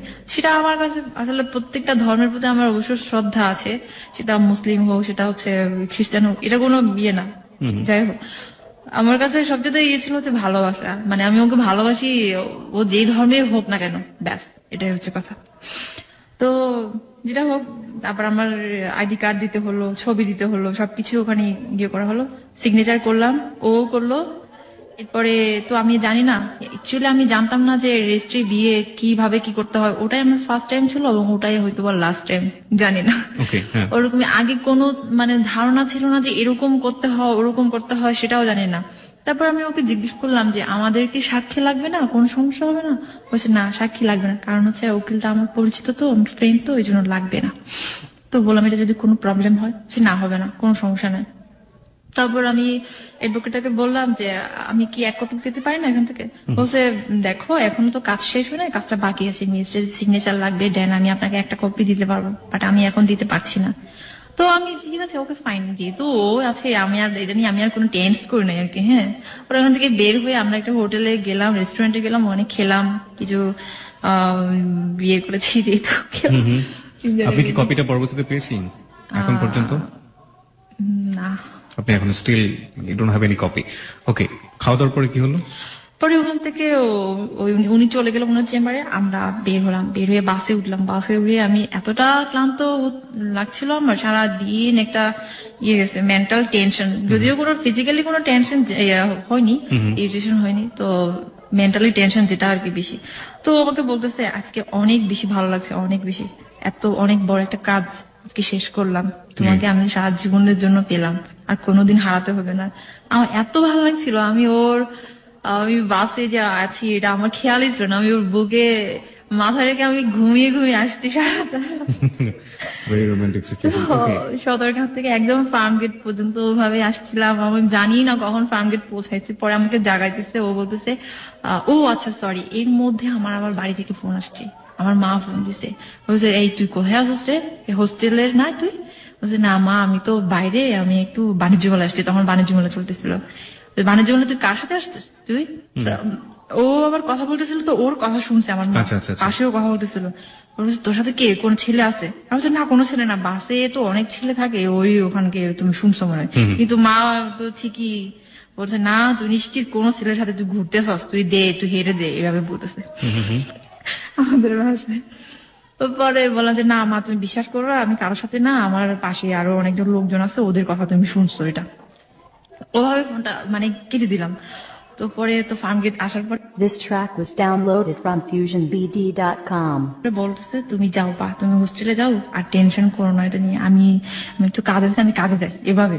তখন বাজে হচ্ছে 5টা এরকম বাজে আর কি আসার জন্য। পরে আমি হোস্টেলে গেলাম, হোস্টেলে গিয়ে রিল্যাক্সে, কিন্তু ওদিন আমার এত হাসি পাচ্ছিল, খুব ভালো লাগছিল। এই কথাটা তো কেউ জানে না, আমি যে বিয়ে করতে যাচ্ছি এটা কেউ জানে না, কেউ জানে না। ওই যে রত্না আছে, তাকেও পর্যন্ত বলিনি আমি, ওর সাথে এত ভালো রিলেশন, কারণ সিক্রেট থাকতেই হবে, যেটা আমাদেরই সুবিধার্থে, এই জন্য আর কি। তো পরে ও আবার ওই দিন আবার আসলো, আসার পরে আমরা রত্না, আমি আর ও ইয়েতে গেলাম, ধানমন্ডি লেকে গেলাম, ওখানে 3 জনে বসছিলাম। বসে এখন রত্নাকে ওই দিন বলছি যে দেখো আমরা আজকে এই কাজটা করেছি। তারপর ও বলতেছে দিদি তুমি এই কাজটা করছো, ভালো হয়েছে। সেও তো আমার মতো পাগলাটি টাইপের, তো এর জন্য সে একটু সাপোর্ট করেছে আর কি। খুবই ভালো হয়েছে, খুবই ভালো হয়েছে। এইভাবে আর কতদিন থাকা যায়, এভাবে আর কতদিন থাকা যায়, কোনো দরকার নেই। যাকে ভালোবাসা যায় না তাকে আবার কি বিয়ে করবো, সে যতই বিদেশ থাকুক না কেন, এরকম। তো এরকম ভাবে আমারও আরেকটু সাহস হলো। তো 3 জনে বসলাম, বসে অনেকক্ষণ গল্প করলাম, বসে তারপর ও চলে গেল, আমি আর রত্না হোস্টেলে গেলাম। ওরকম ভাবেই চলছিল, ভালোই যাচ্ছিল। কিন্তু এর মধ্যে জানাজানি হয়ে গেল যে আমার নাকি বিয়ে হয়েছে। কোথায় জানাজানি হলো? বাড়িতে। ওকে, মানে খাগড়াছড়িতে? হ্যাঁ, যে আমি নাকি বিয়ে করেছি অমুক একটা ছেলেকে, হ্যান ত্যান। আমার মা তো আমাকে ফোন দিয়ে সাথে সাথে বললো, এই তোরে তো মানুষ দেখছে, তুই শাড়ি পরছস, তুই শাড়ি পরে তুই রিক্সাতে উঠছস, তোরে তো সবাই দেখছে ওরকম ভাবে। আমি বলছি না এটা মিথ্যা কথা, তোমার কে বলতেছে এগুলো, কোনো দিন না। তুমি জানো না আমার কত ফ্রেন্ড, ইউনিভার্সিটি লাইফে কত ফ্রেন্ড ছিল, আমি তাদের সাথে মিশি, ব্যাস এটাই হচ্ছে কথা। তারপর বলছে তুই ওর সাথে এত ভালো করে কথা বলিস না কেন, মানে ওই বাইরের ছেলেটার সাথে, ওর সাথে তুই ইয়ে করে কথা বলিস কেন, এভাবে বলতেছে। তারপর আমি বললাম যে না ওই কথা বলি, তো কেন কথা বলবো না, হ্যান ত্যান এগুলো বলে আমি কোন রকমে পারি বলতাম আর কি। ঠিক আছে, তো ওকে বললাম এখন কি করবো তাহলে একটু বলো তো, এখন আবার বলতে হবে এখন। তখনও কিন্তু আমি ওই ছেলেটাকে না করি নাই আর কি। হ্যাঁ, তখন না করার আগে কিন্তু আমরা বিয়ে করেছি। এর মধ্যে ওর সাথে আমার আবার ঝগড়া হইতো, অনেক ঝগড়া হইতো। একদিন সে আমাকে বললো, দেখো তুমি যদি না বলো তোমার এই যে বিয়ের সব কাগজ কিন্তু তোমার মায়ের নামে কুরিয়ার করে পাঠাবো, তখন তোমার খবর হয়ে যাবে। এটা লিজন আপনাকে বললো যাকে আপনি বিয়ে করেছেন? হ্যাঁ বললো সে। তারপর এই তো আমি বলছি না তুমি এগুলা বলতেছো কেন, আমি তোমাকে বিয়ে করেছি, তোমার কাছে থাকবো, তুমি এগুলা নিয়ে এতই করো, আমাকে সময় দাও, সময়ের একটা ব্যাপার আছে না। ওরা হুট করে এখন যদি মেন্টালি একটা হয়ে যায় তখন কি করবো আমি, দেখা গেলো আমরা যদি নিয়ে যাই তখন তুমি কি করবা। বলছে না তোমার কোনোদিনও নিতে পারবে না, কোনোদিনও না, তুমি আমারই থাকবা, এভাবে বলতেছে। ওরকম ভাবে আবার মাঝে মাঝে ঝগড়া হতো, কান্নাকাটি হতো, এই হেনটেন এগুলা। পরে ফাইনালি যেটা হলো, আমার মা আর আমাকে হোস্টেলে রাখবে না, এখন বলতেছে তোর ড্রাইভিং ও শেখা শেষ, কম্পিউটারের শেখা শেষ, সবকিছু শেষ, তুই এখন বাড়িতে আস, তোর বাড়ি যাইতে হবে। আমি বলছি না, আমি এখানে ক্যারিয়ার করবো। আমি বলছি ঢাকায়, আমি আমার সব ফ্রেন্ডরা ঢাকায় আসছে, আর আমি এখন ঢাকা থেকে আমি ওখানে যাবো, এটা কিভাবে সম্ভব? আমি ঢাকায় আমি এখানে চাকরি করবো, যতদিন আমি বাইরে না যাই এখানে আমি থাকবো, এরকম বলছি আর কি। যে বলে বলে ওভাবে কতদিন ছিলাম। পরে এর মধ্যে আবার আমাকে ভার্সিটিতে যেতে হলো ইয়ের জন্য, সার্টিফিকেটের জন্য আর কি। সার্টিফিকেট আনতে হবে, মাস্টার্স এর সার্টিফিকেট। বাড়ি থেকে আমার মনে আছে, বাড়িতে আমি 2 দিন ছিলাম, মাত্র 2 দিন থাকার পর আমার আর ভালো লাগতেছে না। আমি বলছি আমি ভার্সিটি যাবো, আমার যেতে হবে। তারপর যতদিন লাগে আর কি, মোস্ট প্রবাবলি 10 দিন এরকম লাগছিল আমাদের ভার্সিটি থেকে। ওখানে একটু ব্যাপার স্যাপার আছে, অফিসিয়াল ব্যাপার স্যাপার আছে সার্টিফিকেট উঠানোর জন্য। তো পরে ওখানে গেলাম, ওখানেও অনেকেই আমার পরিবর্তনটুকু বুঝতে পেরেছে আর কি, যে আমি মনে হয় কিছু একটা করেছি। আমার তখন কিছু একটা করেছি, আমার সব সময় আমি একটু টেনশনে থাকতাম সব সময়। কিন্তু এর মধ্যে আমি শুধু একজনকে বলেছি, সেটা হচ্ছে আমার বান্ধবী সুমি। ওকে বলেছি যে আমি এই কাজটা করেছি। আর কেউ জানে না, আর কেউ জানে না। তো এর মধ্যে তো আবার ঢাকায় আসলাম, ঢাকায় ট্রেনে করে আসছিলাম। আমার আরেকটা বান্ধবী ছিল সুরভি, ও আর আমি। তারপর আমার হাজবেন্ড আমাকে রিসিভ করেছিল থেকে, এয়ারপোর্ট। পরে এই তো এভাবেই চলতেছিল ভালোই। ফেব্রুয়ারি মাসটা খুব ভালো চলছিল। পহেলা ফাল্গুনে আমরা ঢাকা ভার্সিটি বিভিন্ন জায়গায় বিভিন্ন প্রোগ্রামে গিয়েছিলাম। ওকে, আপনি ফিরে আসলেন, এই ফিরে আসার গল্পটা আমরা শুনবো, তবে তার আগে আমাদের ছোট্ট একটা ঢাকাতে আসলেন এবং এই পর্যায়ে ছিলাম, যেখান থেকে ছিলাম আপনি সেখান থেকে শুরু করুন। আচ্ছা, এরপরে আমার ফ্যামিলি জানলো যে আমি এরকম করেছি। তো আমি তো যতটা সম্ভব আমি জানলোটা কিভাবে? আপনি যে যাকে লাভ করেন তাকে যে বিয়ে করেছেন এবং সেটা যে আপনার পরিবারে জানলো, সেটা তো গেস করেছিল প্রথমে, কিন্তু একবার ফাইনালি জানলো কিভাবে? প্রথমে আসলে আমি যে এলাকাতে থাকি, ওই এলাকায় আমাদের এলাকার অনেক ছেলে পোলাপাইন থাকে আর কি, পোলাপাইন লোকাল যেটা বলে থাকে। ওরা হয়তো আমাদেরকে দেখছে, আসলে আমরা অনেক বেশি মেলামেশা করা শুরু করেছে কি, যে এখানে যেতাম ওখানে যেতাম, ওকে আমি নিয়ে যেতাম এই সেই। তো যার কারণে এগুলো সবাই কেউ না কেউ আমাকে ফলো করতো, যে আমি কোথাও যাচ্ছি কি করছি টাইম টু টাইম। এগুলো আমার ফ্যামিলিতে সবকিছুই বলেছে। তো যার কারণে আমার ফ্যামিলি আমার উপর আরো বেশি একদম করা শুরু করছে, ঠিক আছে। তো ফাইনালি যেটা হলো, জানুয়ারিতে আমি ওই ছেলেটাকে একদমই টোটালি অ্যাভয়েড করা শুরু করছি, যে আমি আর না, যার সাথে আপনার এনগেজমেন্ট হয়েছিল, আর না, সম্ভব না। তো ফেব্রুয়ারি তো আসলো, ওই যে আমরা বিভিন্ন গেলাম, পহেলা ফাল্গুনে বিভিন্ন প্রোগ্রামে গিয়েছি, ও আমাকে নিয়ে গেছে। তারপর 14ই ফেব্রুয়ারি ভ্যালেন্টাইন্স ডে আমার মনে আছে, 2010-এ ভ্যালেন্টাইন্স ডে তে আমরা গিয়েছিলাম হচ্ছে আশুলিয়াতে গিয়েছিলাম। আমার অনেক দিনের ইচ্ছা ছিল যে আশুলিয়া যাব। তো আমাকে বললো আজকে আমরা আশুলিয়া যাব, তা আমাকে নিয়ে গেছে। ওই দিন আমি ওই ছেলেটাকে বলেছি যে আমার পক্ষে তোমাকে বিয়ে করা সম্ভব না, আপনাকে বিয়ে করা সম্ভব না, আপনি কাইন্ডলি আপনার ফ্যামিলিকে বোঝান, আর আমি আমার ফ্যামিলিকে। তো এখন ওই ছেলে কি করেছে, সাথে সাথে আমার মা বাবা সবাইকে জানিয়েছে যে আমি এরকম করছি, এই অবস্থা, আপনারা কিছুটা করেন। তো যেটা হলো, ওরকম চিন্তার মধ্যেই আমাদের দিনটা অনেক ভালোই গেল। ভ্যালেন্টাইন্স ডে ভালোবাসার দিন ভালোই গেল। তো বিকেলের আগে আমরা চলে আসলাম। এর মধ্যে কিন্তু অনেক কিছুই হয়ে গেছে। আমাকে ফোন দিচ্ছে বারবার বাড়ি থেকে। তারপর তখনকার আমার শাশুড়ি, আমার মাদার ইন ল যেটা, উনি আমাকে ফোন করছে। তো আমি বিভিন্ন ভাবে অ্যাভয়েড করছি। ফাইনালি যেটা হলো, আমি মাকে বললাম, মা আমার পক্ষে এই বিয়েটা করা সম্ভব না, আই এম সরি। তো আমার মা বললো কেন? আসলে সম্ভব না, কারণ আমি আর চাচ্ছি না তোমাদেরকে রেখে আমি বাইরে যাব, বিদেশ যাব, এটা আমার পক্ষে। তখন আপনি বলেননি যে আপনি যাকে লাভ করেন তাকে বিয়ে করেছেন? এটা তো কোনোদিনও বলতে পারিনি, কারণ হচ্ছে তো এটা তো আগেই বলেছি কি সমস্যা, এটা আপনাদের গোত্র থেকে কোনোভাবে এটা মেনে নেবে না। তো যাই হোক, ওরকম ভাবে আমি মাকে বলে এটা সেটা বলে যে আমি এখানে থাকবো, এখানে আমি ক্যারিয়ার করবো, হ্যান ত্যান, আমার কি এডুকেশনাল কোয়ালিফিকেশন কি, এর মধ্যে কিন্তু আমাদের রেজাল্টও হয়েছে যে আমি ফার্স্ট ক্লাস পেয়েছি, সবকিছু হয়েছে। তো আমি বিভিন্ন জায়গায় অলরেডি আমি ট্রাই করতেছি যে ব্যাংকে হ্যান ত্যান কোথাও আর কি। তারপর কি হলো, ফেব্রুয়ারি 20 তারিখে আমার মা বাবা দুজনেই আসলো, আমাকে কোনো কিছু না বলে, একদম ঢাকাতে আমাকে কোনো কিছু না বলে আসলো। আমাকে চলে যেতে হবে হোস্টেল থেকে, আমাকে রাখবে না আর এখানে।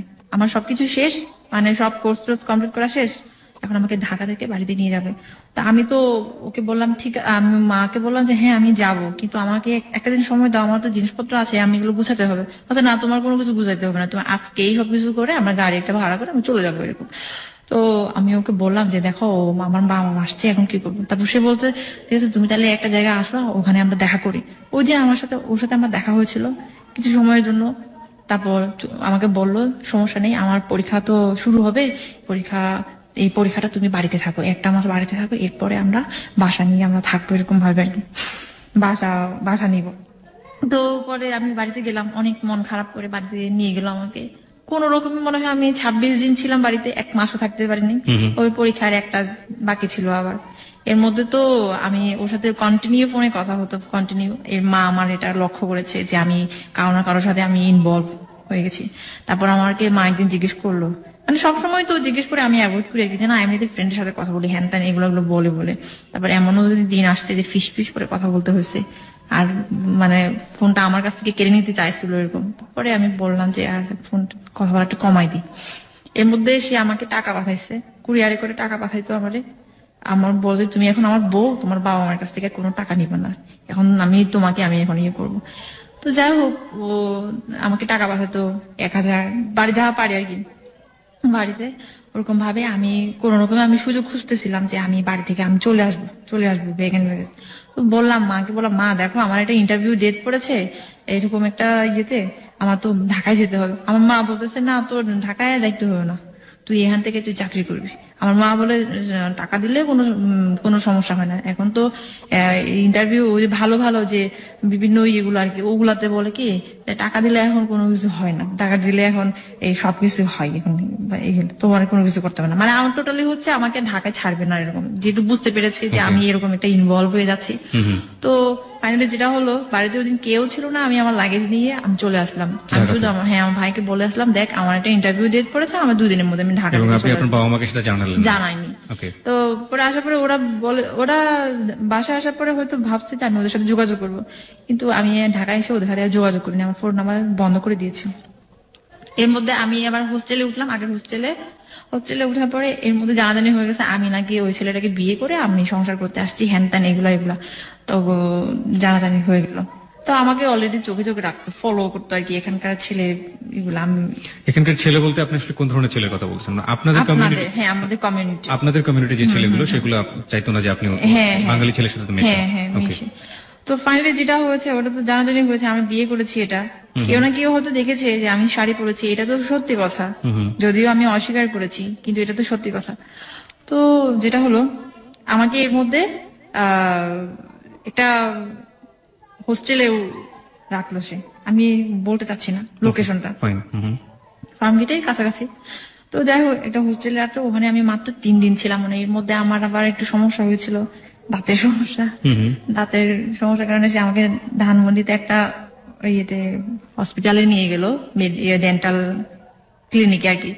তো ওখান থেকে অ্যাপয়েন্টমেন্ট সবকিছু নিলাম, ড্রেসিং করালাম। তারপরের দিন ছিল আমার হচ্ছে দাঁত করার আর কি, রুট ক্যানেল। পরে 2 তারিখ, ওটা ছিল এপ্রিলের 2 তারিখে।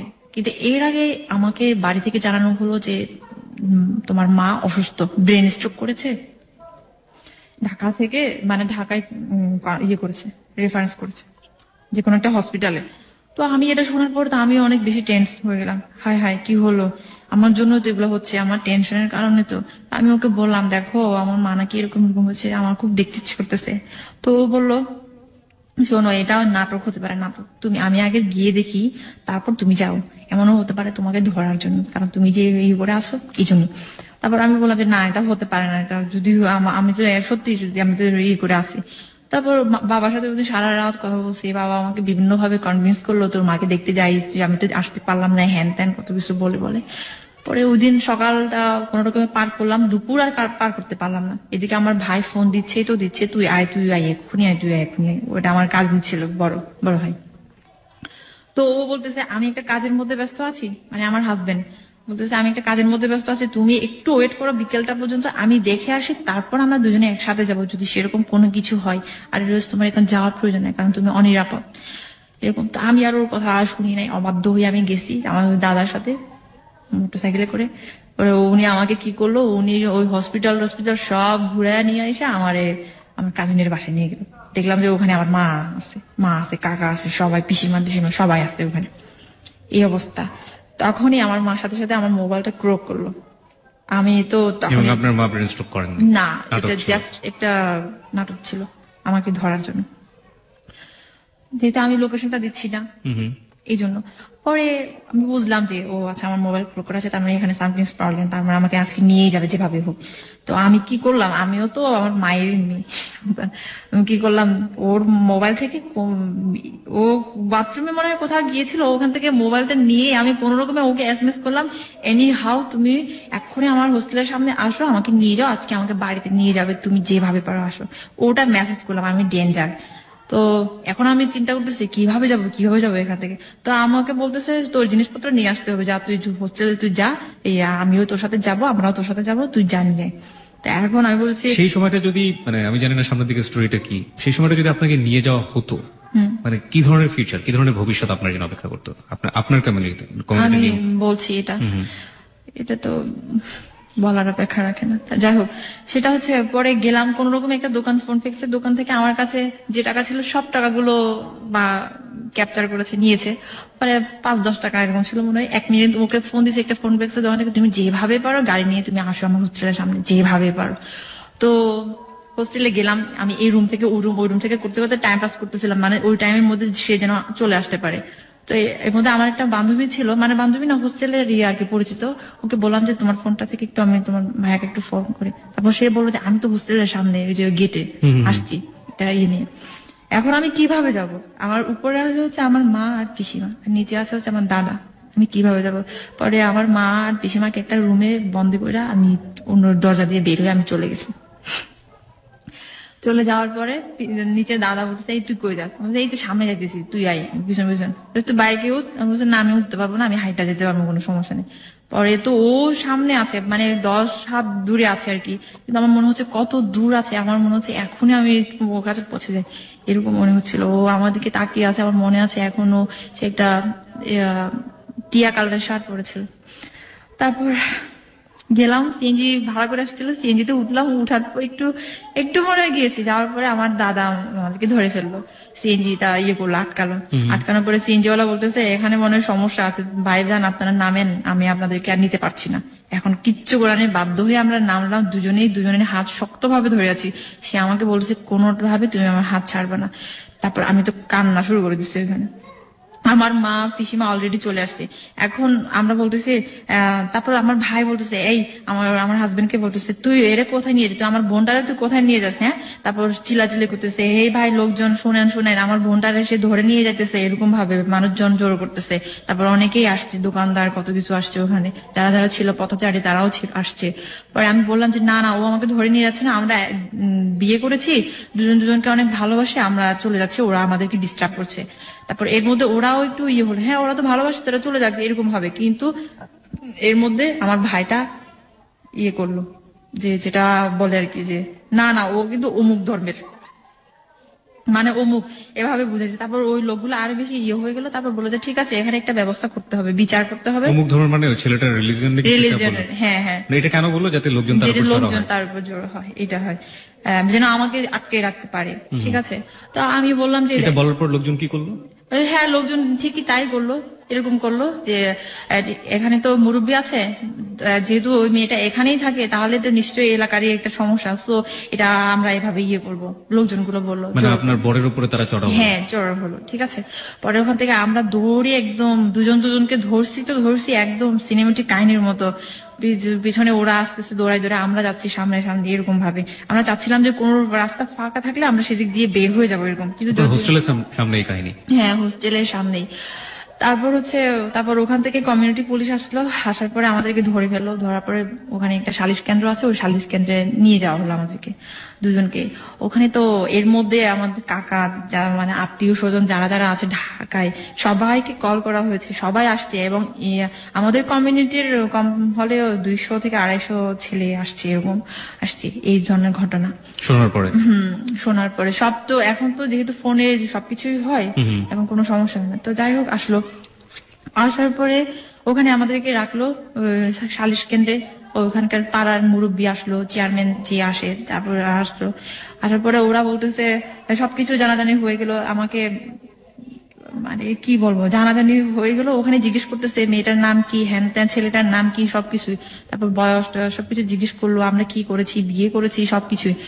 তারপর এখন ওরা বলতেছে না তারা তো ঠিক আছে, ওরা যেহেতু প্রাপ্তবয়স্ক বিয়ে করেছে, এখানে তো আর বাধা দেওয়ার কিছুই নাই, আপনারা তো এখানে আর কিছু করতে পারবে না। আমার মা বাবা মানে কাকা পিসিমাদেরকে বলতেছে। তো আমার মা কিছুতেই মানতে পারে না, কোন রকমে এটা মানা যাবে না, আমার মেয়েকে আমি নিয়ে যাবো যেভাবে হোক। এখন আমাকে জিজ্ঞেস করছে ওই লোকটা, মানে এত মানুষের সামনে, মহিলা আপনার কি হয়? আমি তখন বলেছিলাম আমার কেউ হয় না, আমি ওনাকে চিনি না। আমি আমার মাকে পর্যন্ত অস্বীকার করেছি তখন, বলেছি না কেউ না। পরে আমাকে অনেক জোরে একটা থাপ্পড় দিল, এতগুলো মানুষের সামনে আমাকে চুল ধরে টানলো কত। আমি আমার হাজবেন্ডকে জড়াই ধরে আসছে, তো ধরে আসে এত মানুষের সামনে। আমার লজ্জা ভয় ভীতি কোনো কিছুই ছিল না তখন, মানে কোনো কিছু না। আমি জানি আমাকে নিয়ে গেলে আমার কি পরিণত হবে সেটা তো আমি খুব ভালো করে জানি, কারণ আমি ছোটবেলা থেকে ওই কমিউনিটিতে বড় হয়েছি, দেখেছি এর আগেও অনেক কিছুই। তো ওটা তো, কিন্তু দুর্ভাগ্য আমাদের, যদিও সবকিছুই আমাদের পক্ষে ছিল। এরপরে পুলিশ আসলো, তেজগাঁও থানার পুলিশ আসলো। আসার পরে তো পুলিশ এসেও বললো যে না ওরা তো ঠিক আছে, ওরা প্রাপ্তবয়স্ক, ওরা বিয়ে, সমস্যা নাই তো।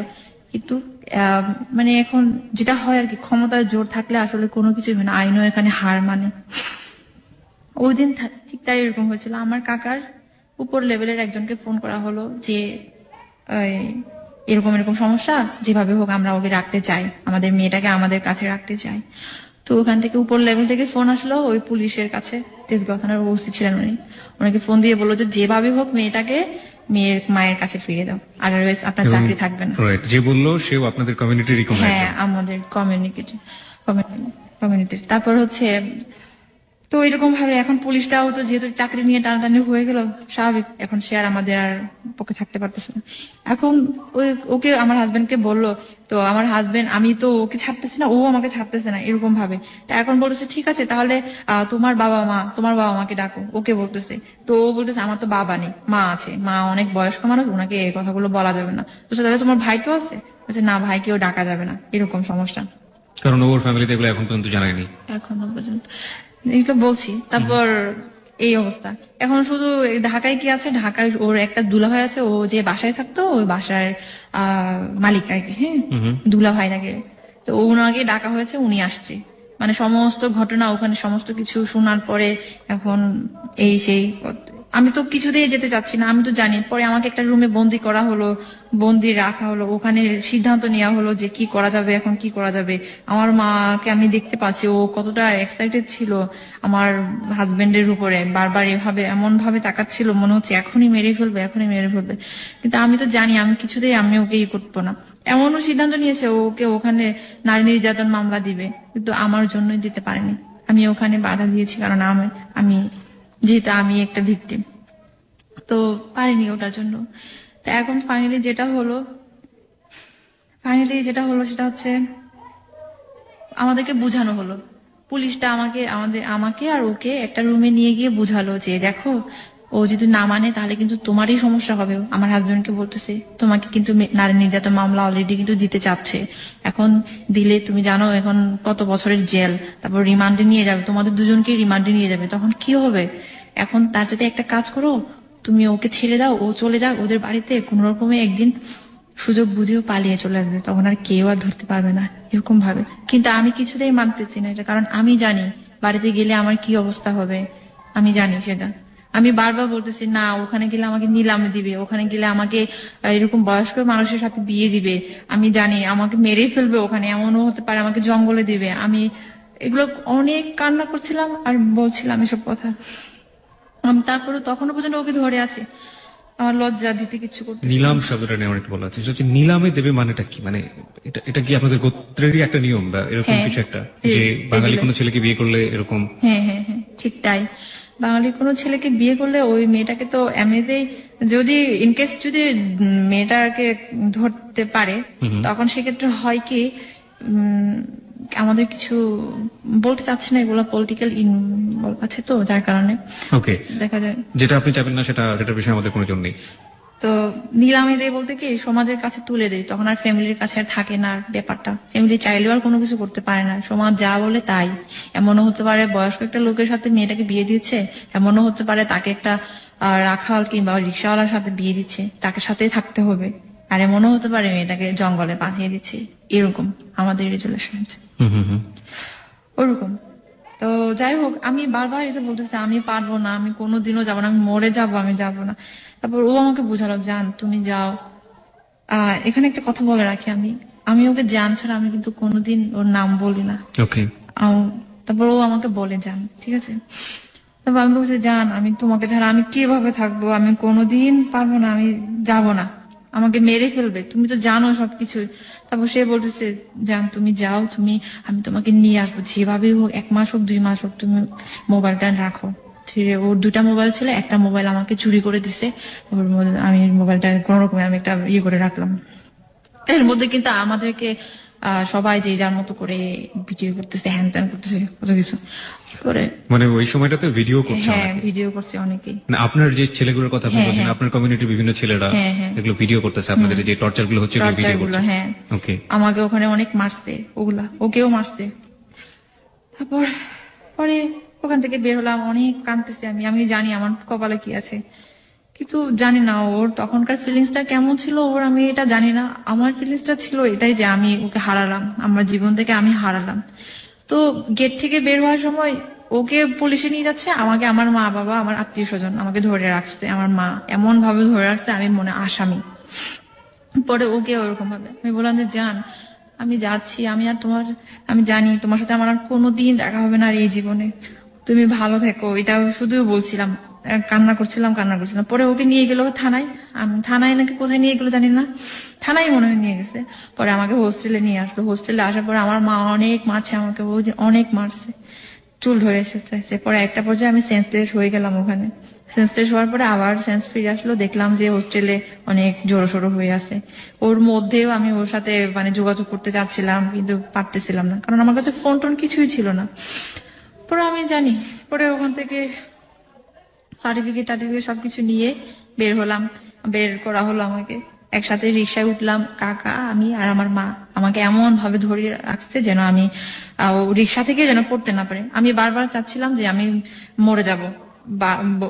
রাস্তায় অনেক বড় বড় ট্রাক গাড়ি যাচ্ছে, তো ওখানে আমি পড়ে যেতে চাচ্ছিলাম, আমি নিজে থেকেই আমি বাঁচবো না আর এরকম। তো আমাকে এমন ভাবে ধরছে যে যেন আমি পড়তে না পারি এরকম। পরে বাসায় নিয়ে যাওয়ার পরে বাসায় নিয়ে যাওয়ার পরে আমি শুধু কান্না করতেছি। আমাদের অনেক লোকজন আসছে ওখানে, আমাকে অনেক কিছুই বলতেছে যে এত শিক্ষিত একটা মেয়ে, এত মেয়ে কিভাবে এই কাজটা করতে পারলো, এটা তো সম্ভব না, ওকে তো এর চেয়ে আরো বেশি করা উচিত। আচ্ছা, আমি আরেকটা কথা বলতে ভুলে গেছি, সেটা হচ্ছে ওই সালিশ কেন্দ্রে যখন ছিলাম তখন একটা অঙ্গীকারপত্র দিতে হয়েছিল। সেটা হচ্ছে আমার মা বাবারও অঙ্গীকারপত্র দিতে হয়েছে যে মেয়েকে যদি আমরা ঘরে নিয়ে যাই, বাড়িতে নিয়ে যাই, ওর উপর মানসিক বলেন শারীরিক বলেন কোন রকমের টর্চার করতে পারবো না। আর আমার হাজবেন্ডের দিতে হয়েছিল হচ্ছে এরকম যে এই মেয়েটাকে ওর বাবা মার অমতে কিংবা ওর অমতে আমি আর কোনোদিন ওকে নিয়ে আসতে পারবো না, যদি নিয়ে আসি তাহলে আমার এ ধরনের সমস্যা হবে। সিগনেচার সবকিছু দিতে হয়েছে, আমারও দিতে হয়েছে, ওরও দিতে হয়েছে। কিন্তু এগুলো তো আর কে মানে, এসব কথা আর কে মানে, আমার বাবা মা তো মানেই নাই, যে অত্যাচার বলেন যেটা বলেন আর কি। কোন রকমে ওই কাজিনের বাসায় নিয়ে গেল, আমি কান্না করতেছি অনেক। আমি আমার মাকে বলতেছি, মা দেখো তোমার সাথে আমার একটা গোপন কথা আছে। তারপর মা বলেছে কি কথা বলো, বলতে আমার সাথে কথাই বলতে চাচ্ছে না এরকম। তারপর আমি বললাম যে মা দেখো আমি আমি আমি আমি যাব না, তুমি আমাকে নিয়ে কি করবা, আমি তো একদম নষ্ট হয়ে গেছি। বললাম যে আমার শরীর আমার গর্ভে ওর সন্তান বেবি আসছে। আমি তো, এটা কি সত্য ছিল? হ্যাঁ, এটা সত্য ছিল, কিন্তু তখনও পর্যন্ত আমি জানতাম না আর কি, যে আমার একটা ছিল আর কি। আমি বলেছিলাম এই কারণে যে আমি রেহাই পাই, তারপরও যেন আমাকে তারপর মা এটলিস্ট মেয়ে তো এরকম ভাবে যেন আমাকে করে। আপনি এটা বলেছিলেন কিন্তু আপনি নিশ্চিত ছিলেন না, পরবর্তীতে সত্যই ছিল? পরবর্তীতে সত্যই ছিল। পরে ওভাবে আমাকে নিয়ে গেল। ওটা শোনার পর তো আরো বেশি ক্রেজি হয়ে গেল আমার উপর, না এই রক্তকে জীবনীয় আমরা নিব না এরকম ভাবে আর কি, প্রয়োজনে আমার মেরে ফেলবে এই অবস্থা। পরে বাড়িতে নিয়ে গেল, বাড়িতে সারা রাত পাহারা দিয়ে নিয়ে গেল, পুলিশ পাহারা দিয়ে, যেন ও কোনো সমস্যা কোনো করতে না পারে এরকম পাড়া দিয়ে নিয়ে যাওয়ার পরে এমনও চেষ্টা করেছি আমি, জানলা খোলা ছিল, জানলা দিয়ে আমি বাস থেকে আমি লাফ দিতে চেয়েছিলাম যাওয়ার সময়, এরকম এরকম এমনও চেষ্টা করেছি, কিন্তু ওটা পারি নাই। আমার পিসিমা সব সময় আমার সাথে একদমই টোটালি চোখের পাতা এক করে নাই, সারা রাত ওই দিন আমাকে পাহারা দিচ্ছে, গাইড দিচ্ছে। পরে ওরকম ভাবে বাড়িতে নিয়ে গেলো, সকাল হলো, প্রথমে কাকার বাসায় আমাকে অনেক অত্যাচার করা হলো, অনেক, ভাত পর্যন্ত খেতে দেয় না, অনেক এমন ভাবে। তারপর আমার মা যখনই ওটা শুনতে পারলো যে আমি এরকম কনসিভ করেছি, এই সেই এগুলা বলতেছে, তুই এরকম একটা পাপী মেয়ে, তোরে এই দুনিয়াতে রাখা উচিত না, তোরে আজকেই মেরে ফেলা উচিত, তোরে এরকম এই এগুলা, এই রক্তগুলা অজাতের রক্ত, এনতেন এগুলো বলে বলে অনেক কিছুই বকা দিচ্ছে আমাকে, অনেক কিছুই। মানে আমাকে গোসল করতে দিচ্ছে না, আমাকে ভাত খাইতে দিচ্ছে না, আমি কি অবস্থার মধ্যে, মার তার, আমার চুল টুল একদম এলোমেলো, সব অনেক কিছু এই অবস্থা, কাপড় চোপড় ছিঁড়া। এর মধ্যে বাথরুমে গেলাম, বাথরুমে গেলেও সাথে সাথে একজন যাবে, এই অবস্থা যেন আমি, ওরা ধারণা করেছিল যে আমার কাছে ফোন আছে কিনা, ফোন আছে, বাট আমি বডি চেক করতে দিই না ওদেরকে, যার কারণে ওরা আমার কাছে মোবাইল যে ছিল সেটা ওরা ধরতে পারেনি। তো এর মধ্যে বাথরুমে গিয়ে আমি ওর সাথে ফিস ফিস করে কথা বলতাম, মেসেজ দিতাম এরকম ভাবে, কিন্তু ফোনটা তো হ্যাম্পার হচ্ছিল, যে পানি হচ্ছিল, ভিজে যাচ্ছিল, তার কারণে। তারপর ওভাবে আমাকে বাড়িতে নিয়ে গেল, প্রথমে তো কাকার বাসা থেকে রাত্রে আমাকে বাড়িতে নিয়ে গেল, যেন এলাকার তো জানাজানি হয়ে গেছে। বাড়িতে নিয়ে যাওয়ার পরে আমাকে অনেক মারলো, কাকাই মারছে আমাকে, মা মারছে। পরে এভাবে আমার বন্দি জীবন শুরু হলো, প্রায় 7 মাস ছিলাম বন্দি, একদম পৃথিবীর থেকে বাইরে, গৃহবন্দী যেটা বলে। এর মধ্যে ওর সাথে আমার যোগাযোগ হতো, ফোনে যোগাযোগ হতো, টাইম টু টাইম সবকিছুই বলতাম, ও জানার চেষ্টা করতো সবকিছুই। এর মধ্যে ফোনটা আবার নষ্ট হয়ে গেল, পানি যেহেতু ভিজে গেছে, ডিসপ্লে নষ্ট হয়ে গেল। তারপর কিভাবে কি করা যায়, এখন আমি কি করব, আমাকে সাহায্য করার তো কেউ নাই, আমাকে কে করবে। এর মধ্যে অবশ্য আমি অনেকের হেল্প পেয়েছি, আমি বলতে চাচ্ছি না তাদের নাম, সমস্যা আছে এই জন্য। তো যাই হোক, ফাইনালি যেটা হলো, এখন আমার বেবিটাকে নষ্ট করাবে। আমি তো তখনও পর্যন্ত কিন্তু আমি শিওর ছিলাম না, যেদিন 1 মাস হওয়ার পরে আমার মা আমার জন্য একটা নিয়ে আসলো চেক করার জন্য আর কি। পরে দেখলো যে হ্যাঁ এটা সত্যি। এখন তো আমি আরো বেশি হয়ে গেলাম, ইমোশনাল হয়ে গেলাম, আমি কোন রকমে কোনোদিনও না। তারপর কোনোদিনও না, ও আমাকে বলতেছে না তুমি এটা কোনোদিন নষ্ট করো না, কোনোদিন না, যেভাবে পারো বুঝাও ওদেরকে, বলে পালিয়ে চলে আসো, হ্যান ত্যান এগুলো বলে বলে। তারপর আমিও আমার মাকে বুঝালাম, মা আমি বাঁচবো না। এখন আমার মা কি করেছে, এমনও দিন গেছে আমাকে পেটে লাথি দিছে শুধুমাত্র ওটার জন্য যে একটা অজাতের রক্ত আছে তোর গায়ে, এইভাবে বলে বলে। পরে আমাকে অনেক লাথি দিত, মা পেটে লাথি দিত যেন আমি করি। পরে আমার বাবাকে আমি বলেছি, আমি বাবাকে পর্যন্ত বলেছি নির্লজ্জের মতো, বাবা আমার শরীরে তো ওরই রক্ত আছে, আমাকে ছেড়ে দাও না, আমার ভবিষ্যতে আমি নিজে গড়বো, আমি চলে যাব ওর কাছে। কিন্তু বলে কি না, তোরে এখানে রাখবো, এখানে রাখা তোরে আরেকটা ছেলের সাথে বিয়ে দিব, ব্যাস, এটা হচ্ছে কথা। এখন আর কিছু নাই। আমার পিসিমাকে অনেক বলেছি, পিসিমাও কোন রকমে কেউ রাজি হয় না, ইভেন ওর সাথে পর্যন্ত ফোনে কথা বলাইছি, পিসিমা ওর সাথে অনেকক্ষণ, প্রায় আধা ঘন্টা 1 ঘন্টা কথা বলেছে ওই বিষয়টা নিয়ে, যেন বাচ্চাটাকে নষ্ট না করে, এগুলা নিয়ে। পরে যেটা হলো, আমাকে তো আমার মা একটা করলো, বুদ্ধি করলো, যেটা হচ্ছে তুই কি আমাদের ঘরে থাকবি নাকি সমাজে চলে যাবি। সমাজে যদি তুই যদি বাচ্চাটাকে রাখতে চাস তাহলে তুই সমাজে চলে যাইতে, মানে মোট কথা হচ্ছে নিলামে দিবে তখন। আর যদি তুই বাচ্চাটা নষ্ট করিস তাহলে তখন কিন্তু তুই আমাদের কাছে থাকতে পারবি। ব্যাস, এখন তুই কোনটা চাস বল, তুই কি তোর জীবনটা চাস নাকি তুই বাচ্চাটা চাস। এখন আমি বলি আমি আমার বাচ্চাটাকে আমি যেভাবে পারি আমি ওটাকে আমি করবো যেভাবে পারি। এর মধ্যে কিন্তু আমাকে অনেক জায়গায় নিতে চেয়েছিল আমার মা, ম্যাটারনিটি হসপিটালে, এটা ওয়াশ করার জন্য, বাট আমি করি নাই। যেভাবে হোক, পরে সেও আমাকে ফোনে কন্টিনিউ বলতেছে, না তুমি এটা কোনোদিন করবে না, এটা করলে কিন্তু তোমার ভবিষ্যতে সমস্যা হতে পারে, ফিজিক্যালি অনেক কিছু, কোনোদিন না কোনোদিন এমন হতে পারে তুমি আর কখনো মা হতে পারবে না এমনও। তারপর আমি ওগুলো শুনে শুনে আরো বেশি ভয় পেয়ে গেছি। পরে আমার মা তো নাছরবান্দা, যেভাবে পারে আমার কাকা আসতেছে, কাকা এসে আমাকে মারতেছে, গায়ের উপর হাত দিচ্ছে। আমি ওদেরকে বললে আর পর্যন্ত পাচ্ছি না যে তোমরা তো অঙ্গীকারপত্র দিয়ে আসতো, কেন তোমরা আমাকে আমার গায়ে হাত দিচ্ছ? এখন আমি যদি পুলিশের কাছে ফোন করি তাহলে তো তোমরা এই কেসে পড়বা। এইগুলা পর্যন্ত বলেছি আমি। পরে আমার মা বলেছে ওগুলা কিচ্ছু ছিল না, ওগুলো একটা অভিনয় ছিল, জাস্ট কিছুই না, তোকে নিয়ে আসার জন্য তোরে মারবো না। বারবার একটা জিনিস আসছে, সেটা হচ্ছে মার কথা আসছে, মানে যেখানে আসলে বাবার থাকার কথা সেখানে মা। অ্যাকচুয়ালি আমাদের ফ্যামিলিতে